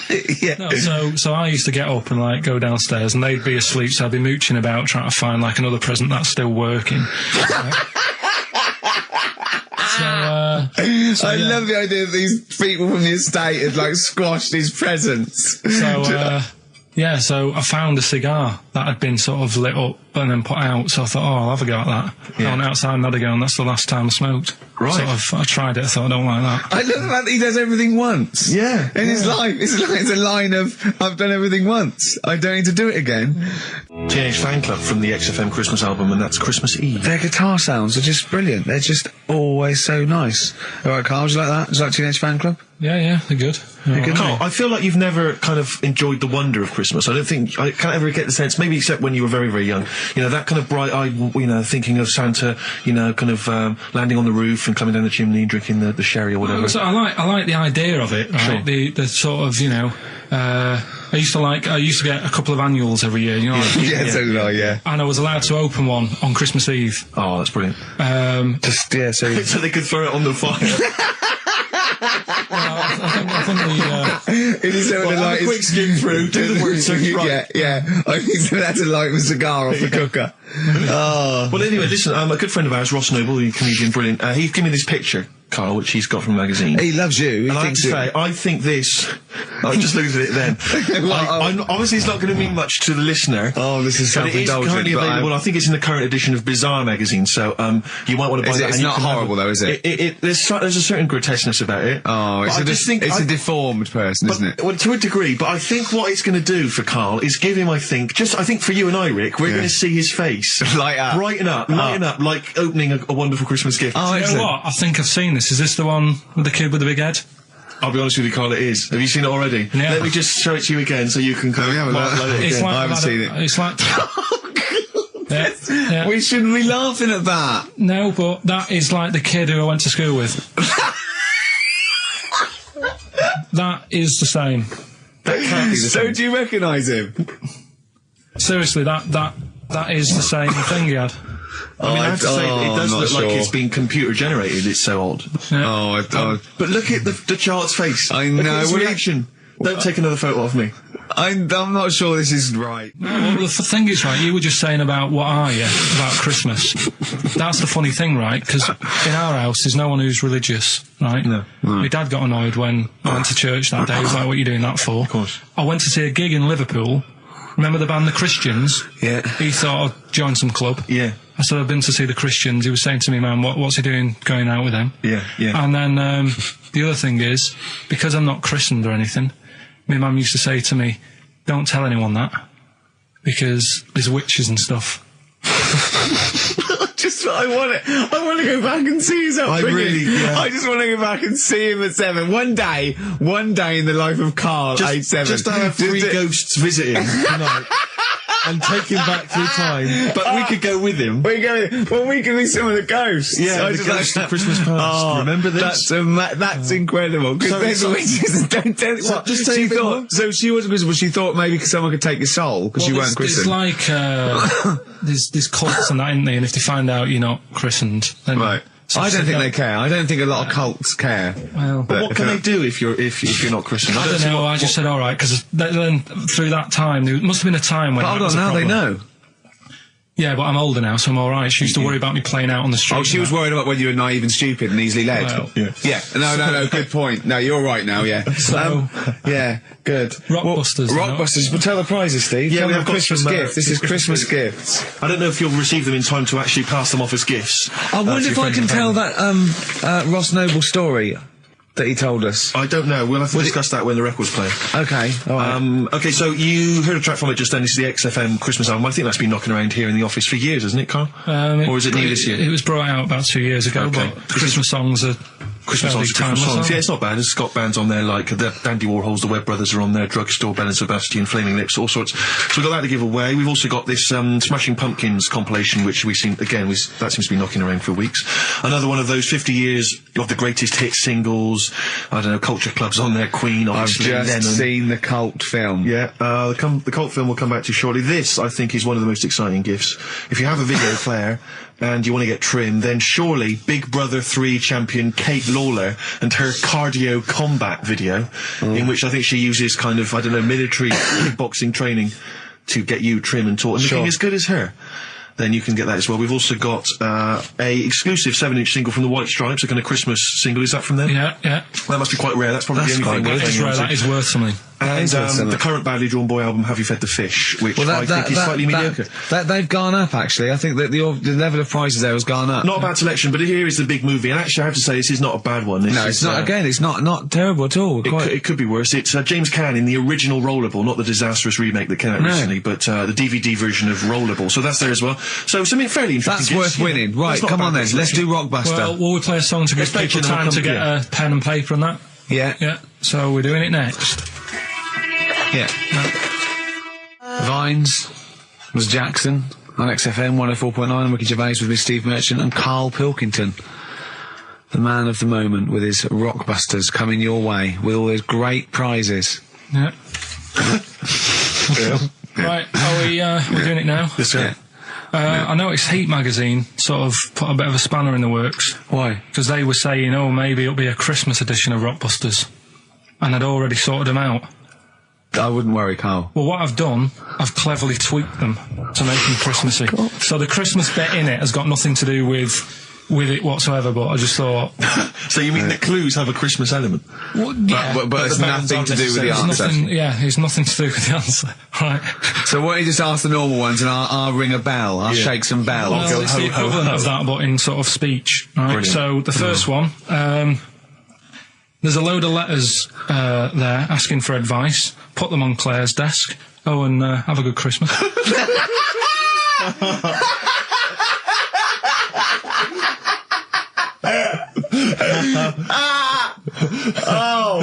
it to us again. Oh, God. Right, so there's a load of letters asking for advice. Put them on Claire's desk. Oh, and have a good Christmas. Right, but bear in mind, people, that the Christmas element may not be relevant to these. No, that's got nothing to do with it. I don't want to... Okay. And the initial letter is F, right? That's F. All right. Right, the second one. Ask your mum if you should, after you've wrapped the presents. Right, so ask your mum if you should. Ask your mum if you should, after you've wrapped the presents. That's S. S. All right. Okay. And the last one, a couple of people were arguing in the supermarket at the fruit and veg counter, but it's busy in there because it's Christmas. That's probably what brought it on. So that's B. Right? B. Oh, God. So they're the three. I'll just recap. Yes, please. Yeah, I have no idea. so I the can't first even. one. I don't know what to start thinking. Right, there's a load of letters there asking for advice. Put them on Claire's desk. Have a good Christmas. Have a good Christmas. Second one, ask your mum if you should. After you're at the prison. S. And the last one, a couple of people were arguing in the supermarket at the fruit and veg counter. But it's busy in there because it's Christmas. Busy because it's Christmas. That's a B. So they're the three things. It's email only, this one. Please remember that. ricky.gervais@xfm.co.uk. ricky.gervais@xfm.co.uk. Yeah. Brilliant. Carl looks happy with them. He looks really happy with them. Rightly so. They're cracking. They're good. Yeah, they're good. Pleased with those. So. All right. Is there going to be more Rockbusters in the new year? We're not sure. I'm still thinking about new ideas that we can do. Okay. Are we starting Ridiculous today? Have you done Couldn't be anything? bothered. Couldn't be bothered. Right, couldn't be hard. Look forward to Ridiculous. He's worried about. He nearly said asked, and he just stopped because he's worried because he's the producer. Yeah, well, I've got to set a standard. Oh dear. Carl, you have, mate. You have. So that's that. We've still got to come. I'll tell you what. Why don't we have a lovely tune? Yeah. Right, you make the tea. We're opening these biscuits from Alexandra. Yeah. We'll be enjoying that. Right, maybe segue so we can have a nice little, rest. I don't want to talk through it; it'd be rude. And then we're coming back, and as part of like Parkinson, and Do We Need Them? Do We Need Them? Yeah. Carl has interviewed an expert on jellyfish. Brilliant. So we've got that. Plus, of course, we've got a two-part Educating Ricky. You've got Educating Ricky still to come. With a Christmas theme or not? And we've still got things like the Pogues, John Lennon, Joni Mitchell, just David Bowie. Are you suggesting there's going to be some great music and some fun chat? And some fun chat. Lovely. Let's do a classic. Let's do a big stomp in one of the best Christmas songs of all time, shall we? What are you thinking? Fairy Tale in New York. Excellent. Fairy Tale in New York. Oh, it's always amazing. Pogues featuring Christian McCall on XFM 104.9, the Christmas edition. Indeed. David Bowie, Everyone Says Hi. It's quite a melancholy feeling about today's show, isn't it, that Christmas? I think there's often... Carl with his Victoria Plum. I want to see a Victoria Plum. I want to know what it is. Does it look like a little gnome? It's a woman gnome. A female gnome? Yeah. A little gnome. Well, did your mum collect gnomes? She likes anything gnomes. She likes fairies. She likes Indians. She collects all that stuff. Yeah, and it doesn't matter what it is. What do you mean? You know, like a proper Indian with all the headgear on. Or a Native American. She likes anything with them on. Like, you know, it can be a fridge magnet. It can be... Just anything. A lot of Native American wisdom is around the fridge magnet because they think it has special powers of adhesion. Yeah. Yeah, that's, you read some of their writings, the great works.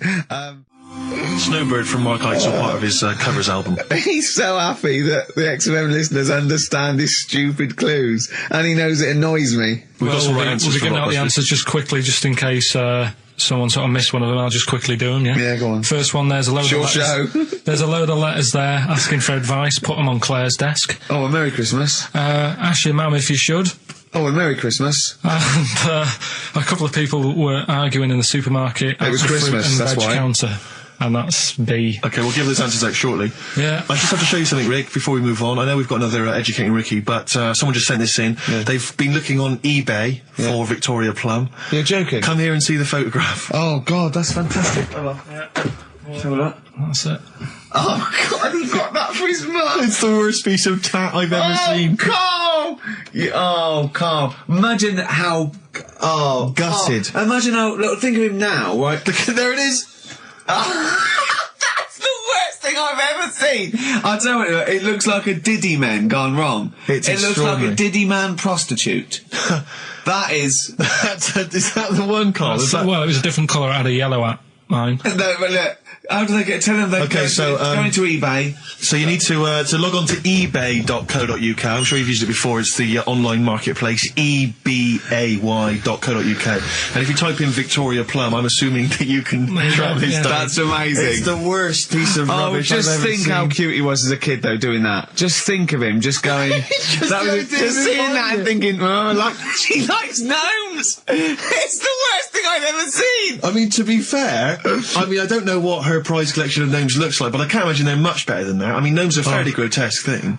But certainly your mum's taste and discretion is... Did you ever, there's houses on your estate, you'd go in there and it was just loads of those dolls still in their packaging all around the room? And sort of like one of those homes that keeps the sort of packaging on the three-piece suite. Why don't you buy another one for her for Christmas? Yeah. It's $3.99. It looks, but that's £2.49 because that was $399. Well. Oh, buy it, Carl. No, because I've sorted out her passport this year anyway. I'll get her that next year. Right, so listen, right? Okay. John Lennon. Happy Christmas, war's over and all that. Indeed. Yeah. Brilliant tune. Great tune. And I've had a great time. Merry Christmas, everybody. I hope we haven't offended you by some of Carl's rantings. Just think of what he's gone through in his life. That Victoria Plum incident. Carl, I've got a little gift for you here before we go. Oh, you're joking. I haven't got you anything. Well, no, you haven't got your girlfriend anything. I wasn't expecting much. It's not exciting, but it's worth taking. In fact, why don't you just re-gift that straight away? It's all right. Cheers for that. He hasn't even looked at it. Champagne. That's not the champagne we got free from the BBC, is it? It's not actually, no, Rick, because that is far too good for the likes of Carl. Oh, right. And I wasn't going to give it to me. You wouldn't appreciate it. That's just sparkling wine. Oh, brilliant. Oh, I love that. Yeah, he doesn't know the difference. I'm seeing Carl on Christmas Day because he's around Christmas Day in London, so I'll get a little gift then, Carl. All right. That'd be good, wouldn't it? It'd be a nice little... Okay, answers. We must give the answers. You would have to go to bed at 6, though, so we can play. Can we finish there now? Yeah. What do you mean? Can we finish there now? Just play the ads and go. What? No, what are you talking about? We're going to play Joey River all day. Play that then. Goodness me, Carl, look at you. We haven't got time. Merry Christmas, Carl. Merry Christmas, Carl. Enjoy the show. Let's give him a little kiss. Oh, a little kiss. no, with tongues, it's Christmas. No, don't. Stop messing about. Get up! Can I just ask Carl how he got on over Christmas? Because the last time I spoke to him, you hadn't bought a present for your girlfriend. I had to say I was on tenterhooks all Christmas. Well, you changed it. After that show, I felt bad, even though I shouldn't have done, because... Because you hadn't bought your girlfriend a Christmas present? I said to you, I booked a table at a hotel in Covent Garden, had Christmas dinner there, which was nice, right? It's good food and everything. Didn't feel like enough to me. Well, then I went out and treated some stuff, and then... No. A couple of days before Christmas, he went... I took Suzanne to that hotel we're going to go to for Christmas dinner. We had tea and cakes. And I went, oh, you treated her? He went, no, she paid for it, but I was just showing her what it was going to be like. That was her extra treat. She paid for it. I love that. Brilliant. Yeah. Well, it was a dear. It was like 150 quid for a meal for two, which is pretty dear. So I'm not going to buy her cakes as well. I love that! All right, love, have anything you want. You pay for your own pudding. I'm not mental. Yeah. So you treated her to some other stuff? Yeah, some bits and bobs. What, so she chose them and you paid for them? What, the presents? Yeah. No, you chose them and she paid for them, but, you know, it's the thought that counts. I got them on the way home that Saturday. Well done. And what did you buy? Shops. Well, just some bits. It might be personal, Steve. Well, I don't care. Just some bits. Yeah, Just but bits and pieces. leave out the personal bits. What bits? Just little things. And then yesterday, right? A monkey wrench and a new washer for the shower. Yeah. Some recordable CDs that you need for your job. Oh, dear. No, when you gave those presents to her, did her face light up? Right. I don't want to tell you what they were, right? But she wasn't that impressed. You're going to tell us what they were now, tell us what they are. You even know what they are. She told you on Christmas Day. Hold on, wait a minute. But it doesn't matter what they are. It does matter what they are. It doesn't. It does, Carl. It's you, mate. Of course it doesn't matters. matter. Oh, God! Have you just remembered? Yeah! Right, but there's no need. I've got to tell him, Carl. I really want your permission because I don't want to be I know it's not, but we know it's not that embarrassing. It's really quite sweet. Yeah, but in a way, right, the way I look at it is, right, Christmas, even when I was a little kid, right, is not... Please let me tell him, Carl. Well, let me just tell you first, though. Let me tell you why I didn't go all out on the old present front. All right. Justify yourself. Right? First of all, I've covered it up since then anyway, right, with that present, because I bought her some shoes yesterday, and she did say, I'll give you the money for them, but when I get home, I said, it's all right. I said, you can have them, right? So not only did I buy her some food on Christmas Day, I got her shoes. She's probably had a... And they feel like a horse. Yeah. It's sort of like, yeah, there you go, there's your shoes, there's your food, right, bed down, see you later. Yeah, but what I'm saying is she's done... fed and clothed. Yeah, did you comb her hair? She's done well this year, right? So... The thing is, done well this year. It's like you're a single parent living on a council estate with a smack problem, and you still managed to buy them some Lego. When I was a kid, it wasn't about what you got. I remember one year when I was about 8. Right? This is going to make me cry, isn't it? This? No, it's not. I'm just saying the way it is. Right? I woke up at about 4 in the morning. And I was like, oh, what I forgot? And I couldn't sleep. I was that on edge. It's the excitement of Christmas, isn't it? It's like, oh, what's wrapped up? I need to know. Sure. Yeah. And it's the fact that people are saying, no, you won't know until tomorrow. Yes. Sure. That annoys you and winds you up. Okay. So I got up at 4 in the morning, opened my presents, and then went, right, I know now, went back to bed, had a great sleep. Yes. Right? So it's nothing to do with the excitement of what you get. It's the excitement of not knowing what you've got. And then what happened when you got up to go down with the presents? What you're saying to me is that you could wrap up a brick because the thrill of Christmas is in hoping and being excited about what it is, not the actual gift itself. Yeah. Is that what you did? Did you get a brick? No, let me tell you now what he got. He got her a present, right? And she said, she came, I said, yeah, he got me. It was an industrial-sized packet of condoms. It was a joke gift. No, it wasn't a joke. gift. It wasn't even a joke. I went home that Saturday after here, past Boots, thought, might have something in here. They were on, like, some value. Right, you passed the Were makeup. they used? Right, but anyway. The makeup, you passed all the other... Past the feminine makeup, stuff. past the lovely vanity cases. Yeah. The foot spas. Exactly. Yeah, The bathroom Oh, hold clothes. on. How much are these, love, for 100? Yeah. $4.99. Yeah. Do I get them reduced if I buy in bulk? So how many did you buy? What was it? I don't know, probably about 100. Right, okay. And is she allowed to use those with anyone? Did you wrap them? Can she just go out and have a wild Well, time you don't with need to wrap. They're already wrapped, aren't they? Oh. And then what did she say when she opened them? No, wait. Carl, what did she say? Right, play a record and we'll come back to this. Oh, you're worse than my father. That's genius. Made famous, of course, by Jimi Hendrix. Yeah. That's All Along the Watchtower, as originally done by Mr. Bob Dylan. On XFM 104.9. So, Carl, just take us through the moment where you gave this gift. Firstly, So you went into Boots, right? You thought, all right, 100 condoms, brilliant. Okay, did you wrap it I don't up? know if it was 100, probably 80. Right, okay, yeah. Right. You don't want to go mad, do you? Wrap them up. I'm just resting easy knowing that he's not trying to breed. Right? No. Yeah. So I got her them. I got her Grease on DVD because she's Okay. always watching that. Yeah. Right? Yeah. So just think of when her mum said, what did Carl get you? Some condoms and grease. I was going to say, I'm glad he said on DVD. And, she was surprised anyway, right? Because Yeah, I bet she was. no, when she got she was thinking like jewellery. no, So right? that showed her. That surprised you, hasn't it? All right.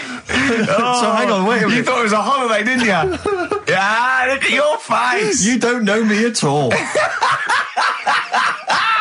So hang on. So did you give these on Christmas Day? Right, what happened is she got in from work that Saturday, right? And I said, look under the tree. Knackered. Oh, at least it's Christmas. Yeah. At least I'm going to get a little bit. Yeah, go on. I said, look, you got some stuff under the tree, right? So that Did you give her a surprised sugar lump? Right, she was really chuffed with that. But she said she was a bit puzzled because I didn't know we had any wrapping paper, right? So I ended up using wallpaper. You didn't take it off the wall, though. You had some. No, it was some left over, right? So she said, why have you used wallpaper? I said, well, I didn't have any paper and you were getting in a bit and I wanted you to have a surprise. So she said, can I have a feel of them?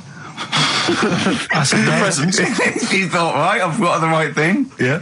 Right. And then Christmas Day, I said, no, don't get carried away. It's nothing really good. You know, we said we weren't going to buy each other much. So there you go, open them. Yeah, go on. And Can I just ask, had you received your present from her yet? yeah. So what had you received? What did he have? Had some shoes, Nice. right? Getaway game for PlayStation. Nice. Which is I'm alright. just totting up Just the talk value about of the value this. of those, Go on, yeah. And So- just also think about how much fun and pleasure you get from them. Yeah. Although, of course, condoms, I can see the Well, do it. see the appeal. Well, okay. So yeah, I think but I can. also add to that bit 150 quid for a meal. If you're going to start Minus. totting up, 150 quid for a meal. I bought some shoes, 72 quid. Yeah, that was after the event, though. Doesn't matter. All right, so you received these, dare I say it, thoughtful and nice gifts. You handed over the box of condoms. They were wrapped up. She Well, unwrapped them. yeah. Go on, take us through it. Walk us through it. Well, it's not something you play with on Christmas morning. Oh God. Oh. But, Right. But when she opened What did them, she say? What did she say? Well, I wrapped them twice as well, so she thought it was something really good. It was Extra like, protection. Right. Oh. And So she thought it was something really good. and then So the disappointment would be doubled. Yeah, go on, yeah. then she just opened it and went, oh yeah, so what's on the telly? And that was Cool, that. That was ungrateful. that. What an ungrateful woman that is. Well, she got stuff. Fancy not wanting I told her. a box of economy condoms from Boots. I said to her about the thing about, it's all about the surprise and that, innit? Yeah. You explained that to her? Yeah. What, after she'd unwrapped it? Yeah. Thoughtful. And she was all right about it. Yeah. She understood. Rick, I suggested to him that he buy his girlfriend a gift. I'm worried I've done more damage to the relationship by suggesting that than if he had just forgotten. Next time you've got to go shopping for her yourself, Steve. I think I might do. You've better go shopping for her yourself. I'm glad it's all over though. It's mental. Yeah. It annoys me. The whole thing annoys me, and she knows that as well. Yeah. She should know. What, she still insists on having Christmas once a year. Well, Wow. I'm no, but well, anyway, what did you get? I can't think what you bring to the relationship, Carl. I don't know what it is she's getting from you in this relationship. It's like she's doing all the work. 80 times. Oh God, Carl! I love it. You're brilliant. I know what she's getting. He's the. What? No, he's not thoughtful. No, but he's thoughtful. He's the best he can do with the brain he's got. Do you know what I mean? Right. He's doing his best. He's absolutely doing his best. There's no. He's working at the limits of his powers. Do you know what I mean? Though he's done as well as he can with what he was given. Sure. Yeah, and that's admirable. Yeah, it's like I think he's done better than you'd expect. I bet his teachers didn't even think he'd get this far. Do you know what I mean? What? Find a girl? No, well, yeah, a job, a girl. Yeah. Do you know what I mean? Clothe himself. He's done really well. What do you think, Carl? You think you've done well? I think I've done all right compared to some of my mates. What are they doing now? Probably not that much. Do you know what I mean? Mrs. Matthews said I wouldn't be an high flyer. I think I'm doing all right. Yeah. Do you know what I mean? I have a holiday every year. Got somewhere to live and that. Yeah. Got a new flat, haven't you? Yeah, so where are they then, the condoms? Did she show them to her family and friends? No. Take them into work? Look what Carl's I'm surprised she told Ricky, actually. I was a bit disappointed in that. Yeah. Because I didn't go shouting around. Well, she was so excited, Carl, clearly. She was just so pleased and proud. All right, play a record, we come back to it. No, that's it now. Streets, don't mug yourself. XFM 104.9. Ricky Gervais, Steve Merchant, Karl Pilkington, a regular Santa Claus. I'll leave it. Oh dear. Right, listen. Right. Yeah, New Year and all that. He's great, isn't he? Rockbusters is underway. We're getting some good stuff coming in. I have to say, I'm amazed. Every answer I've had so far has been correct. I listened to the clues. I've got no idea. And I know you, Carl. I've spent time with you. Have you seen the XFM listeners? Well, of course they're the same as Carl. Sure. Of course they've got the same mindset. Yeah. Oh. Right. So what did you do for New Year, instantly? Well, I cocked it up a bit. Right? You're joking. On, You're joking. You're joking, mate. Go on. I went and booked a table. You got the wrong day. No, right? Booked a table at a restaurant that was shut. Right? What? I booked a table at a restaurant, and the one that I called, it wasn't the one. The call had been diverted. So Suzanne said, call them up and see what they're serving, right? Because I forgot to do that when I booked the table, right? That's right, anyway. Because the thing is, right, it's a restaurant in Covent Garden, but they've got one in Victoria. But when they answered and they said, no, Victoria, I thought that was the person who was answering the phone. Do you know how some people say the name? Right. So then when I called them up and said, what you thought he sounded a bit funny. Right? So... I'm confused, Carl, but probably not more. Well, no more than you would have been. Okay, it was a branch of a. He doesn't want to give the restaurant away, so he phoned it up. There's one in Covent Garden. They answered the phone. It's not, the restaurant's not called No. No. They said no, Victoria. Why can't we name the restaurant? I don't know why. It's not libelous. Are we scared that are you scared people are going to sort of see you in there because it's your regular home? No, it's just that you got to pay for stuff, haven't you? Right. I mean, it's... Okay, anyway, so you've got... I mentioned it before New Year, but it's not... So did you go all the way to the restaurant to find out that it was closed? No. What happened is I called... Was that the name of the restaurant again? Right, the restaurant's called Christopher's. They've got one in Covent Garden, they've got one in Victoria. He phoned up, he went to book, it's a lovely restaurant, I've been there often, I recommend it to him. He phones up, said, can I have a table for new... he said, no problem, sir. Right? And then Suzanne said, oh, you better call up, see if they've got any haddock on the menu. And he went, hello, and they went, hello, Christopher's. Victoria went, Victoria?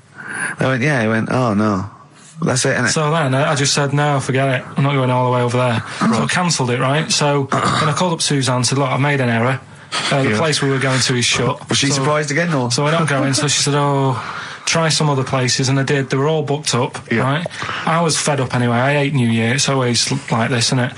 So I said, look. You know the common factor in all these stories? You hate Christmas, you hate birthdays, you hate New Year. It is you. Right? Yeah. So I said, I'll sort something out. Yeah. So I went to Tesco. Leave it with me. Went to Tesco's, boots were shut. Got a lovely plate of condoms. Did you just stay in and play with her Christmas gift? Blowing them up. I've done some balloons. Well, it was. I think we did stay in. And I watched that thing that, 100 Greatest Moments, which was annoying me. Did you see, there was a nudist on it? You know how I feel about them? Yeah. Right? Did you see him? Man with two knobs. There was a man with two knobs on it, and a nudist who just wanders about the house. But it said, and when he visits people, I was thinking, who lets him visit? I go, exactly, yeah. But But you must go there with trousers on and go, hello, lovely to see you. Go, just pop all these off. Well, not really, no. And I tell you what annoyed me the most, they had a white sofa. If you were a nudist, you'd get a darker one. Right? So anyway, right, so we ended up watching that. That annoyed me. And then I was tired by about 11 and I said, oh, let's go to bed. And she said, you can't. And that annoys me, the fact that because it's New Year, you got to stay up. And it's like, well, why? Can't we just... They should bring it forward, so in case you want to quarter to 10. Well, you stay up and it's like my eyes were dead heavy and I was like, oh, I want to go to sleep. So just stay up and then it's midnight and you go Happy New Year, then you go to bed. Yeah. Well, not everyone, Carl. Some people have a little party. So it's over with anyway. Yeah. Sorry, are you 86 years old? It just gets on my nerves. Do you ever enjoy it? You never seem to have any fun, Carl. This is what disappoints, this is what worries me. I feel like you're going to die. You're here, young, you're here, Carl, with us two. We've got three, as I was just saying to Steve, three of the greatest comedy minds ever in one room, and Steve pointed out since the goodies. True. Do you know what I mean? Well, I mean, it should be party central. Yeah. So anyway, right, so this is when I spent time thinking of new ideas. Right. We've got Rockbusters, that's rolling. There's people coming in, they're getting them right. I don't understand it myself. As ever, Rick, you'll be amazed and confounded. So I don't know the answer, and I haven't looked at the answers. I just like that moment. It's like when you go down Christmas and you're excited about a present, and it's like some condoms. You know what I mean? Well, I love that. Yeah, that moment. Yeah. I don't know how he's going to top that next year. I don't know how he's going to top that. All I can think of is some corn plasters. Right. It's all right, love. The batteries are included. Got you a pumice stone. Right, now, and then we went on to a whole thing about homeless. He wants to do a game show with celebrities being homeless for a week. What do you think? Actually, I've got to say, that's not bad at all. It's not bad, is it? No. Right, do you know how, like, Lenny Henry went to the jungle? Yeah. Right? And you've got who else did it? John Lovely made slippers out of a bra. Right? So I'm thinking, like, get a celebrity and say to him, no, just because, I'll tell you why, right? I'll tell you why all this came about. When I was walking back from that Christmas meal that I bought my girlfriend for 150 quid. Right? Lest we forget. Right?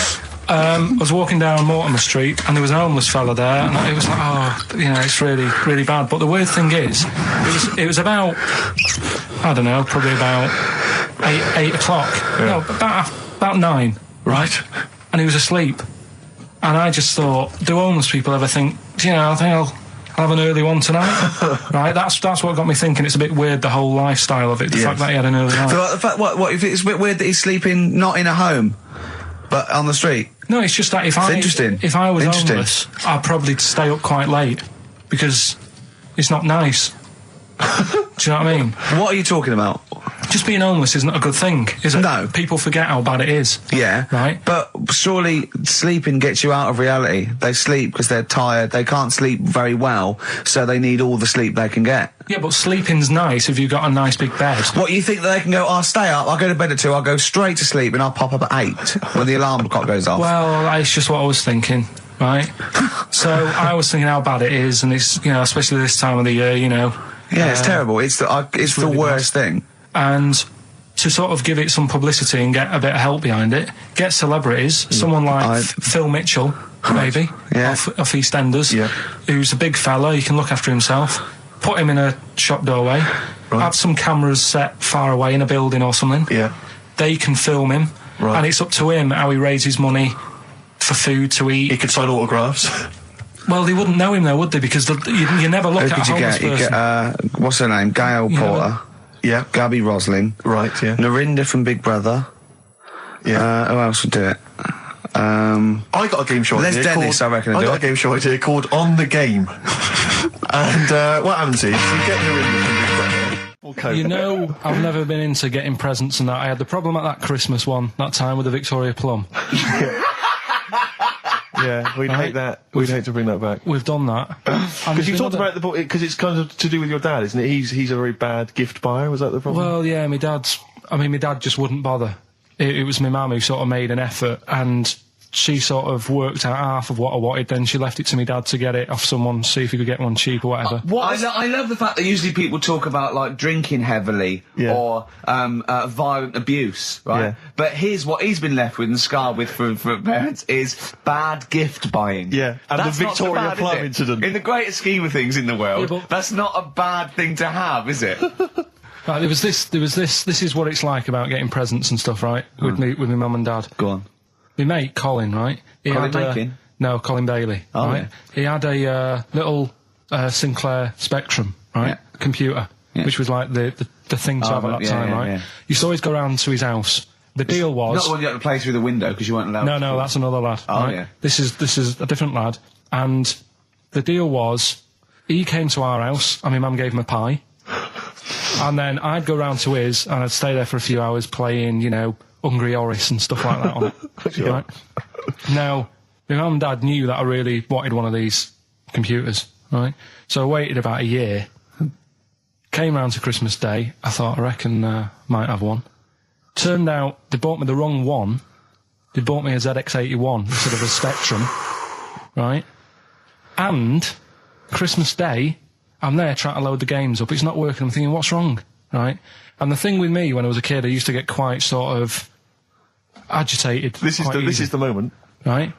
I found out that it needed a RAM pack to make it work, right? Looking in the thing and it's saying, and make sure you put your RAM pack in the back. And I was like, oh, where's the RAM pack? And my dad's going, I don't know, I've got you the main bit. That's it. So, I was that wound up, I just was sick, right? Just sick. Oh, I didn't feel sick or anything, I just was like, oh God. Went to the sink, just sick. Because I was that on edge about it. I said, come on, we've got to get one. And my dad's like, Tandy's shut, we're not gonna get anything today. Ruined again, Christmas Day. That was after the year when my train set got blown up by our kid.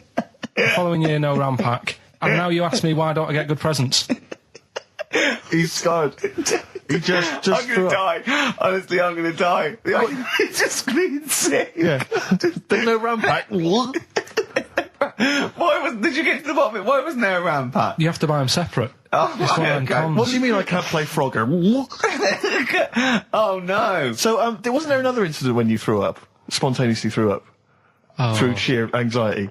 I do get it. It's not so much now because I've relaxed a bit, but as a kid I used to be quite on edge all the time with certain things. Do you think that's what happened to your The cat wind. that kept being sick? That it didn't get the food it wanted?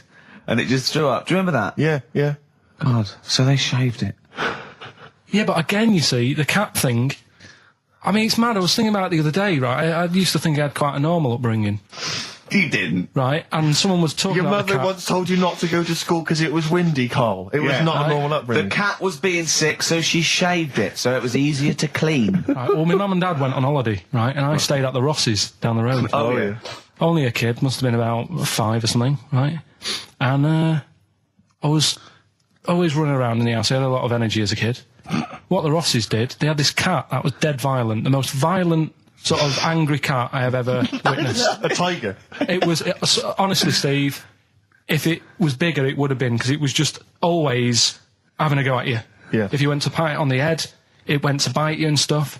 And what they used to do with it, to stop me running around, I'd sort of be running around, and then I'd get a bit tired, and they'd say, have a lie down on the settee. So I'd lie down on the settee and I'd nod off. And what they used to do, I'd wake up and I'd put the cat on my belly. Right? So I'd be scared to move because it's like it's going to get me. But it would keep you there. It kept me there, and it used to sort of slaver on me, and they'd sort of, you know, go out or whatever, and I'd be lying there. That's not normal, is it? Carl, sorry, were you created by the Brothers Grimm for one of their fairy tales? What kind of a life is that? A cat paperweight to keep Carl in place. He keeps blowing around. It's windy. We'll have to weigh him down. Be careful. Your mum probably told him that it's a windy day. You got to get something heavy on him, otherwise he just gets blown into the road. God. Bless him. Roll Over DJ by Jet on XFM 104.9. I'm Ricky Gervais, with me Steve Merchant and Karl Pilkington. All right, Karl? Yeah. Bit miserable today, Karl. Let me explain why. Go on. Steve, and to you, the listeners. Well, we came in to a big big bunch of stuff. Dropped off like, was it Becky from Marks and Spencer? Just like lovely stuff. Food, presents for the cat, books, just, you know, to Ricky and Steve. Ricky and Steve who do the show, right? Ricky Gervais and Steve Merchant. GQ presenters of the year. Creators of The Office, right? Award winning. Carl's looking over. I go, well, maybe, it's not for you, no. And then he told me why he's grumpy anyway. Go on. Do you know what XFM are giving everyone? How long have you been here? About 6 years. What are you getting for Christmas from XFM? 2 CDs. Is that of your choice, or do they choose them? There's a list of about 30. Right. Tell them what you chose. 30 CDs. I've gone for Kings of Leon album. Yeah. And the best of Bob Marley. Haven't we, like, given them away in the past or something? Or you could have burnt them off, couldn't you? You could have done copies. Illegal, but you could have done that anytime you wanted.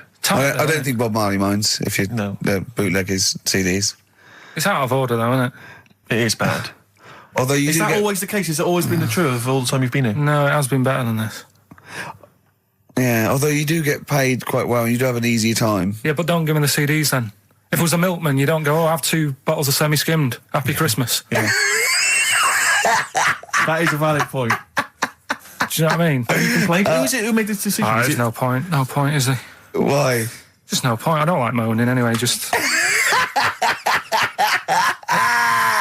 Has it come from up top? Is it like from the capital people? Just everyone. That's what everyone gets. Yeah. Yeah, but will Christian get 2 CDs for getting up at 4:30 every day for about 5 years? And keeping this station afloat. Probably. Yeah. So that's why I'm a bit fed up. What you listen to first, Marley or Leon? Well, you have a bit of Marley. I'll tell you what Marley's good for as well. You're going to have a little beach holiday, aren't you, over Christmas, going to Lanzarote? Listening to that on the beach, you'll realise how wise XFM are in the long run. You know, you go, well, look, they could have given me 400 quid, right? Well, I'd have spent that. But this is, you know, the legend lives on. That keeps on giving. So you're probably, you know what I mean? Think how much what you got to think of is how much all his great songs took, not only from the depth of his soul and, you know, all his sort of angst and knowledge and love, and then all the studio time, the marketing, and they're just giving you one like that. They go, don't worry about that, Carl, just have it. And you go, what? But all the time we spent with Bob Marley and everything is there. You know, have it, Carl, have it, Carl. And Practice.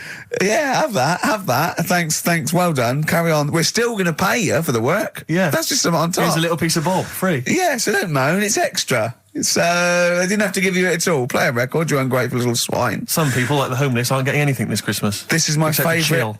Elvis Costello track of all time. It's Alison. This wasn't on the list. Right. Elvis Costello, Alison on XFM 104.9. So that's it. Well, maybe I'll tell you what. A good idea, Carl. Just beg. Just ask for other things. What do you want? What do you want for Christmas? You must have a big fan base out there willing to make you things. Maybe like a little, I don't know, gloves, pair of gloves. A little woolly hat. If you want to send a necklace in for Suzanne, that'd be handy. Oh yeah, That's what she wants. Is Suzanne listening today? No, she's out. Right, okay, this is the dilemma. Me and Steve, yesterday, were trying to convince Carl that it would be a good idea to buy Suzanne a Christmas present. Okay? Now, why aren't you going to buy her a Christmas present? Explain, Carl, why you don't think you should buy her a Christmas present. No, well, I've told her I'll get her one, but in the new year. We're going away on holiday and that, so there's no point taking stuff away. Yeah. Going to Lanzarote next week. Just get something in the sales after Christmas for this, yeah. Yeah. Right. And me and Steve were trying to explain to Carl that she would love it if you bought her something on Christmas Day. Yeah, but she knows now. But Knows yeah. what? I've told her. So No, she's well, getting I'm going out. to tell you, do you know, right, this, dear listener, this was Carl's worry. I said, I bet she's got you something. And Carl was worried in case he got her something and she hadn't got him something. Yeah, he'd be livid. He didn't want to be down. He didn't want to be a present down. Yeah. Look at his face. So buy her a nice necklace. Don't spend, just spend 100 quid, you know, just a little token. We're going away. We're taking her away on holiday. No, you're not taking her away, are you? What, you're paying for it, are you? Yeah. Are you really? Well, half and half and that. Right. So you're paying for you to go on holiday? That's good of you. So the gift is your company, really? She's done all right. She's done all right. Why do you talk like you're 60 years old? And you've been working down the mines. I don't know, she's done all right. Do you go home to her and say, Suzanne, you're bloody lucky? I mean... You've fallen on your feet. To Look be who fair, you've Rick, got. What? I'm not sure she has done all right. I don't want to be critical, but... Oh, dear. So what are you going to get in the sales? What are you going to get her? Yeah, it depends. I'm thinking... I mean, I'll give her the choice. You can have Kingsley and old Bob Marley. Right, I'll let her decide there. Oh, dear. I can't wait to see you. Where are you going, Lanzarote? Yeah. Where's that? Don't know. Suzanne sorted it out. I said, Lanzarote. I said, is that Africa or is it Spain or Portugal? Just thought you don't know. I went, what do you mean don't know? I goes, well, what's the currency? I went, don't know. I said, Suzanne booked this one, did she? Yeah. I thought, where is it? Is Lanzarote African or foreign? Somewhere foreign. I was looking last night, and doesn't look that good. There was like one of the highlights of the things it says you've got to do is go and have. Apparently they've got restaurants in caves, and that's like one of the things they say you must do. So, if that's a highlight, do you know what I mean? So I'll do that. Go and see what that's like. Yeah. When you're on the beach, Carl, do you wear the very, very tight Speedos? No. Do you walk around with them? Sort of longish shorts, t-shirt on, probably with a sort of a light shirt on top of that. Right, sure. So quite wrapped up then. Covered up. Do you wear a hat? Because obviously the bald head, there's risk of sunburn. No, I just put a bit of lotion on it. Lotion on there. Yeah. Just have a bit of a wander down the beach, have a look. Yeah. See if there's any old blokes with their tackle out and a backpack. I'll have to look forward to. So yeah, there you go. Yeah. Well, we're looking forward to finding out how you get on. Yeah. And interested to know what she gives you on Christmas Day. More scintillating chat after this next song. All right, bit of Placebo. Yeah, love it. Special needs. Placebo, Special Needs on XFM 104.9. Email in where Lanzarote is. I don't know if it's Italy or Spain or Europe or maybe Africa. You know, these are the sort of things, these are the reasons I come into it, to at least learn something, innit, Carl? We've stopped educating Ricky, so I've stopped learning, you know, about things like the woman who ate mud all her life. I told you something before when we were in the office. What was that? What did you teach me? They've just counted how many fish are in the sea. No, they haven't. They've just done a census. A census? What, of fish? Yeah, some fellas have gone in the sea and they've got to work out. There's about... This is Spratt. Is this your son? No, he's a lodger. Okay, well, let's mark him down. That's 2. Oh, I've lost count. 6 million, 4 and... Oh, darn. So how many are there? About... There's a lot. There's... Oh... Well, there are more species of fish than bird, mammal, and reptile put together. Can I ask a question? That's on my DVD of animals. That's still available in the shops.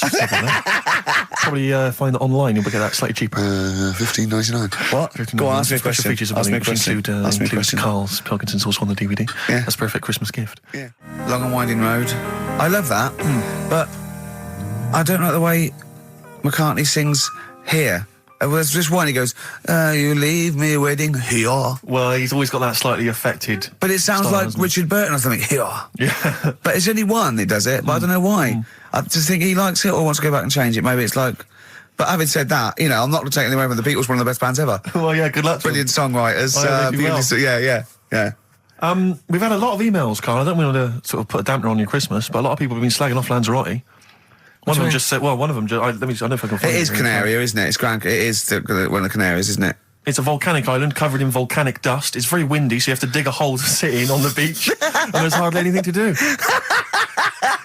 That's from Mike Godham, he says, unless you like quad biking, well, you know, you've seen what happened to... no, don't go quad biking. No, with your little head, there's no protection at all, is there? I don't know what you're thinking. I don't know. At least Rick Mann and Ozzy had lots of hair. Yours would be like Humpty Dumpty. It would crack like a little egg. And then we'd seen there's no kings or kings horses. So, well, they couldn't do the job anyway. No, shouldn't really send them. They're not really qualified. Horses not equipped to put back a medical man like Neil Fox in. Yes, to mend but not eggs. Some kind of military horse. I bet he's had egg on his face a few times, hasn't he? What, Foxy? Yeah. Most of the series are Pop Idol. Right, Carl.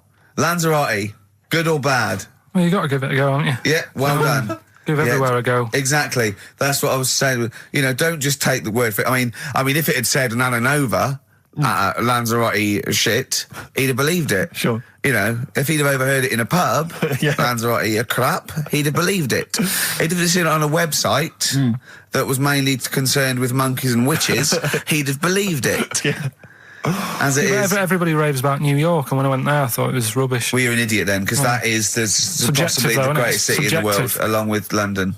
Subjective, though. That's why they have holiday programmes and that, innit? So you see it and you decide for yourself and that. Yeah, but you saw Venice on a holiday programme, as you put it. You went there and you went, it was rubbish, full of black bin liners. Well, it is. Right. Didn't they show them? It stunk. Didn't Judith Chalmers say that? Oh, it stinks here and there's loads of rubbish everywhere. No, she didn't. Did she mention that? Oh, that's what I mean. So it depends what you want from holiday, doesn't it? Well, yeah. But So... you're an idiot if you don't like New York, so next. Anyway, come on, break up, guys. Kiss and make up. Right back, just for Christmas. Brilliant. I've only got 2, really. What? Because I was trying to work one out before, right, in my little room. Yeah. I was looking at different band names, thinking, what can I do? Yeah. Couldn't concentrate, because Ricky was in there, trying to spray deodorant all over the place. Right? Well, you should have done them yesterday. You should have shut me out. Right. So there's just 2. Brilliant. Well, I've kind of got an idea for the third one. fine, I'll yeah. have a go. Yeah. Right, so anyway, the first one... Should we play a record and come back to this? We'll do it quickly, we'll do it quickly. No, play a Alright, record. This is then. rubbish. Yeah. Rubbish. Libertines. Useless. Give me the gifts. Let me have a look what prizes you got.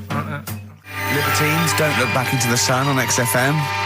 Well, the general public are getting involved with Karl's holiday, and, I mean, this has been a damning report on Lanzarote. There's not been a positive word written about Lanzarote so far. Wow. It's volcanic, there's no natural water supply. Apparently there's no natural water supply. It's You all have to sit in a imported. hole. What do you think of this, Karl? What do you think of the people that want you to know that you're going to a rubbish place when you can't change it? What do you think of that? Rubbish though, will it? What do you mean? Be all right. What do you mean it'll be right? Because I'm going to go there thinking, oh, there's no water and that, and there will be water. No, they didn't say there's no water. What did they say then? There's no natural water supply. Whatever. I'm not bothered. Doesn't bother me. All right. I'm going to have a good time and that. What are you going to do? What's your plan to do? Got a book. What book you got? Rich Hall book. I'm just going to read that. So, Brilliant. And the weather's better than here, isn't it? Yeah. So... gonna have a good time. Someone emailed just now. They said they're listening online and there's a problem with their computer and everything's sped up. The music's sped up. Our voices, Rick, are sped up, except Karl's. That's how slow he speaks. So when everything's sped up, he sounds normal. Right, we're doing Rockbusters. Yeah, come on. What rubbish. I wonder why we stopped this game. Well, I think it's probably exhausted him. He needs to go to some kind of volcanic dust island for a holiday. With no water, Yeah, exactly. just to dry out and get some new ideas. Oh, I'd love to see you sitting there on these black ash sands, just sitting there going, I'm thirsty, Suzanne. There's no natural water. I've finished my Rich Old book. I can't focus. I'm going blind. I need some water. Oh, brilliant. Oh, bless him. Anyway, happy Christmas. We said we weren't getting out, didn't we? No Blue Sky, The Thorns. That's beautiful, isn't it? On XFM 104.9. Karl, you're losing your rag a little bit. What's the matter? Nothing, go on. See? What's the matter? No, what's the matter with I've Karl? got something to cheer him up. Someone's emailed in, Emma's emailed in. She said that for those that know, those in the know, they referred to Lanzarote as Lanzagrotte. Brilliant. He's a bit fed up. He's got 2 CDs for Christmas from a company that's he's been with for 6 years.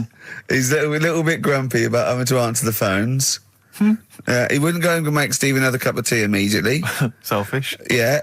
Karl, what are you thinking? Nothing. Go on, what were you doing? Come on, Karl, you're getting paid for this. Project. Out. We'll take one of those CDs away. All right. Right, okay. Are you in a film this week, Karl? We're doing that now. Yeah, go on.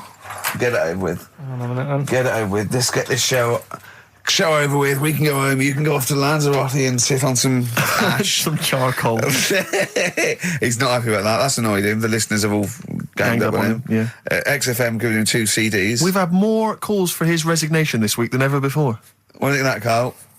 What do you mean? There's another reason. Do you know what I mean, though? Because he's grumpy. He's not just giving it. He goes, well, I can't help it, can I? I don't want to... You're being paid well to do a job. People have tuned in to be entertained, to have good songs. Me and Steve are working I'm pressing here. the buttons. I'm paid to press the buttons. That's what I'm doing. Has every CD started on time? Then Yeah. why would they give you Monday off if you just paid to press the buttons? Don't get every other Monday off, do I? So have you stopped doing that now, have you? Well, yeah. Why? Because there's work to do in that. I'm not moaning about it. Let's get on with it. Right, Scrooge, right, is the film that I'm in. Thought I'd do a Christmassy one. Okay. Right? Yeah. So get people in the Christmas mood and that. Yeah, you have. Yeah, you have got people in the Christmas mood. You're like Santa visiting them. So It's you in the film Scrooge. Yeah, Which yes. version of Scrooge? the old one. Is it? If it's just you moaning with bells, I'll be annoyed. Right, go That on is then. essentially Scrooge. yeah. Right, Scrooge, listen to this, and then there's some question at the end, All right. and you can win some stuff and that. Yeah. All right. Yeah.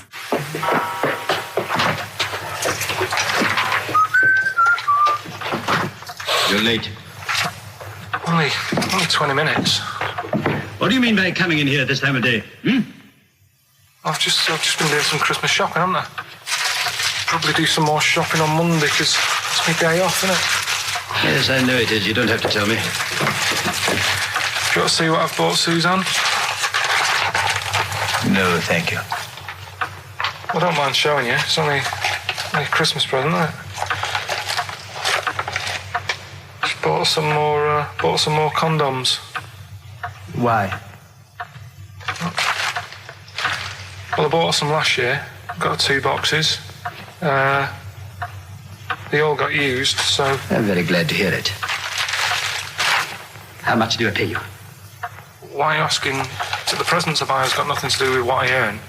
Like I say, if I won the lottery, I wouldn't go mental on her. Do you know what I mean? I probably wouldn't even tell her because I think she'd want to travel around the world and all that, and I'm not into that, to be honest, so I'd probably keep it quiet.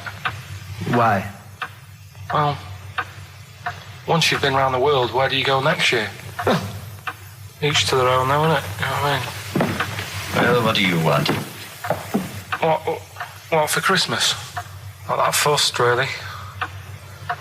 And you, it's just as well I'm not that fussed, because do you know I do some work at XFM?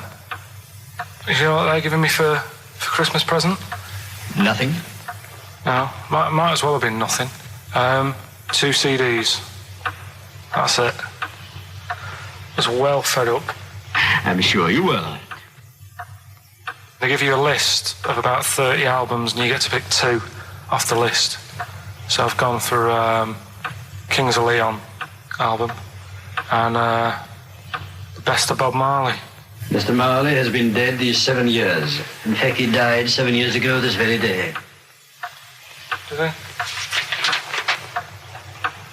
Do you know what sort of donuts Bob Marley likes?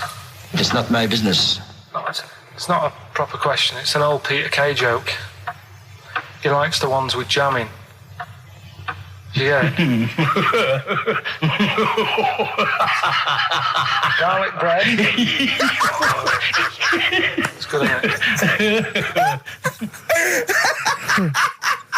Excellent. Oh, Carl, well done. Carl in Scrooge there.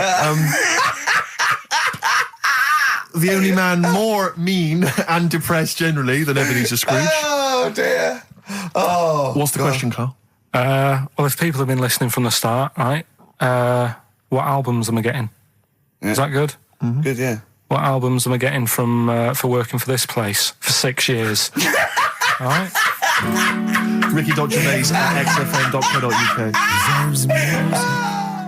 Do you want to apologise once more for anyone you might have offended over the year? Yeah, like I say, I never want to upset anyone. We're just chatting about stuff. It's just chatting. It's from the heart. You see something, you say, "Oh, it looks a bit like so and so," or "Isn't it a bit?" You're not really, you don't really try and hurt anyone's feelings, do you?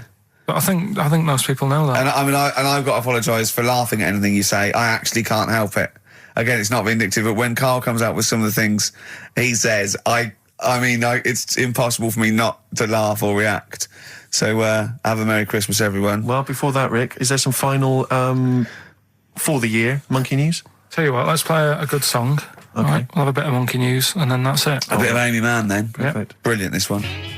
I bought in Metal Christmas, is that all right? That's my only request from this show, that we do play Paul Di'Anno's version of Santa Claus is Coming to Town. The rest of it's over to you. Yeah, we're going to play some Christmas tunes, we're going to play some, our favourite hits of the year, but mainly this is the rock programme. This is the rock programme. What worries me, Rick, is there's a lot of people who listen to our show and they're not regular XFM listeners. They just kind of crawl they're out not regular people. Stupid on a Saturday afternoon, put the show on. So they might not be familiar with Well, Ian Canfield is a young man. He's been in he's about 14. He's been in radio. It's weird, he's 14, but he's been in radio for 15 and a half years. He was weaned on the milk of Avant. Yeah. Right? And he's going to be the new rock god, aren't you? Well, I'm trying. Yeah. No DJ Canfield. Just go, yeah. Right? And over the 2 hours, I want to work out the 4 pillars of rock, right? I want 4 names, 4 pillars of rock, right? Huge rock pillars. And then I want the king who stands astride them like the archangel of metal. So we'll be asking Ian, every few minutes we'll be asking, right, who's your first pillar of rock? And then, keeping the one that stands astride them. Okay? And how many do we need? Well, we need 5 names then, don't we? The 4 pillars of rock and who stands astride them. Right, okay. Like the Overlord with these Axe Attack albums. Yeah. Yeah. This is ISIS. Christmas. I just wonder if there's one more contender. I don't know who this was, Ian, that phoned in with it, but possibly it's topical.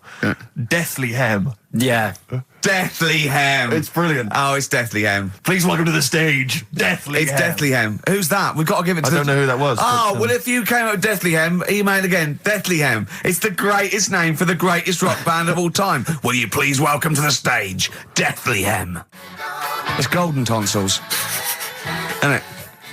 I was going to go see him once at the Camden Underworld about a year ago, and they had this sign up, right, saying that Graham Bonnet, who sung that song, had cancelled, right, and it said, God willing, he'll be performing tomorrow. And just in case you thought he'd cancelled because maybe no one bought any tickets, the doctor's certificate was beneath the cancellation sign. Brilliant. Well, we've sung that a couple of times drunk, haven't we, Ian? Oh, but, at the top of our voice. We have done it. It is the best ever. Yeah. It is. Ben has won whatever you're giving away. Yeah, Ben came up with Deathly Hem. Yeah, Deathly Hem. Yeah. I mean, if you are in a rock band and you're looking for a name and you think you deserve that name, then write to us. We want to know that you're really heavy, and Ian Canfield would officially hand over the deeds of the name Bethlehem.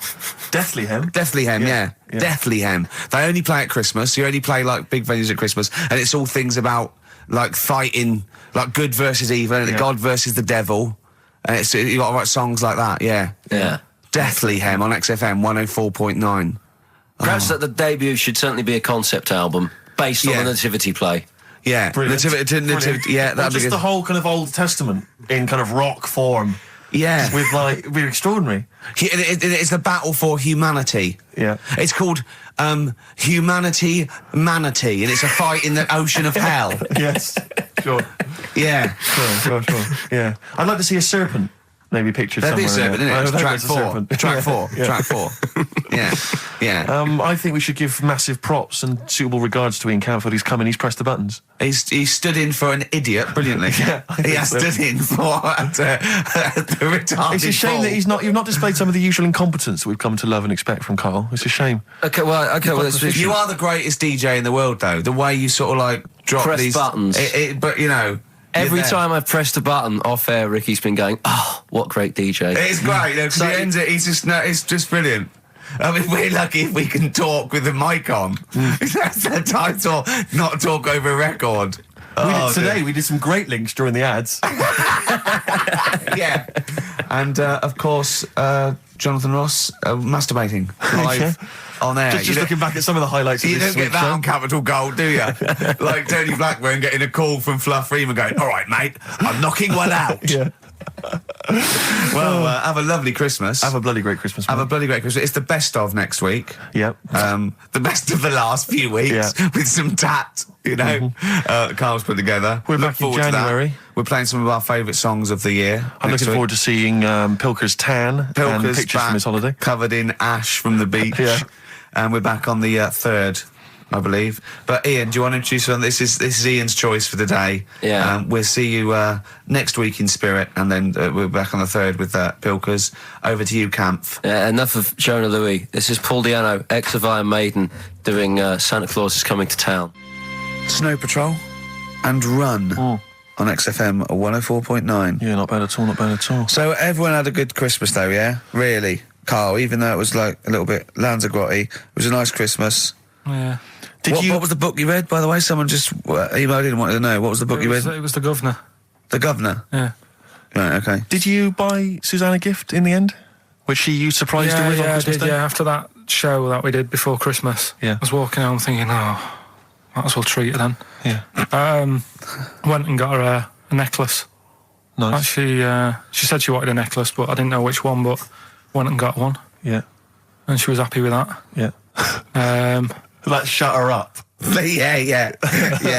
But, yeah. And did she get you something? Did she get you a gift back? She did get me something, yeah. See, we knew she would. Of course she would. Yeah, but the thing is, right, she got me a little Game Boy Advance to take on holiday because she knows I get bored. Lovely. Right? So that was good, but I was like, hang on a minute. I know how much I spent. Oh, and I know how much these are, right? But I was clever, though. When I got to the airport, I bought her to get me an extra, bought me an extra game for it. Yeah. Got the value. Of course. When you were growing up, did you wait to ask your mum for sweets right at the counter so the woman would embarrass her into getting you it? What, you mean just slip it in the basket? Well, no, just wait till there's some, a stranger watching before you ask for sweets. Mum, can I have a Kinder Egg? Did you sit in front of Suzanne when it got to Suzanne, can you get me something else? Because remember I spent more on that necklace than you did, like Game Boy Advance. And the woman in Dixon's goes, oh, you better get him something else. She goes, oh, bloody hell, all right then. Nah. She did well, though. You know what I mean? She's done well to keep you, hasn't she? Done well. Because you're such a find. You're quite a catch. Yeah, she must wake up every morning and go, ooh, I am the luckiest girl in the world. Well, she told you that the other night. What? She said the other night how good it is living with me. Oh, yeah. I said to Suzanne, it must be great, because I only see him 2 hours a week and I like to squeeze his little head. You can do that all day, every day. Does she ever squeeze your head? No. No? No. It's like that thing, though, isn't it? It's like when you work in a chocolate factory. You get sick of it, don't you? If it's there all the time. Yeah, she must think, well, I could squeeze that head any time I wanted. It's not worth it. I just, yeah. I didn't get my mum and dad anything this time. No, because I'm always treating them anyway. Whenever if they need a few quid, if I can help them. Well, you are the gift that keeps on giving, Carl. No, but don't just go giving anything just for the sake of it. You know what I mean? Wait for the time that's right, sort of thing. Just because it's Christmas. Because yeah, I mean, there's no better time, is there? Really? No, I just was going to say my mum and dad didn't get me anything, but they did. What did they get? But just some money. But I'll get them something when the time's right. Do you know what I mean? They always need bits and pieces through the year, so yeah, I'll look after them. Sure. Carl's theme tune there by Placebo. Special Needs on XFM 104.9. All right. New Year's resolution, Carl? I don't know. I don't do it. Really. So what about something like, I don't know, start smoking? Do you know, there must be something. No, it's a waste of time, isn't it? Don't bother with that. Right. You see? Yeah. Me, no, I've never really made any New Year's resolutions. I just be good to people. Just treat everyone as you want to be treated yourself. Give to charity. Hate crime, racism, famine, sexism. I know you're going to keep to all those, except the gift to charity. That's me and Carl find that a little bit hard to believe. Never going to happen. Well, you've always got to break at least one of your New Year's resolutions. Exactly. Yeah. Well, I think I'll be nice to Carl.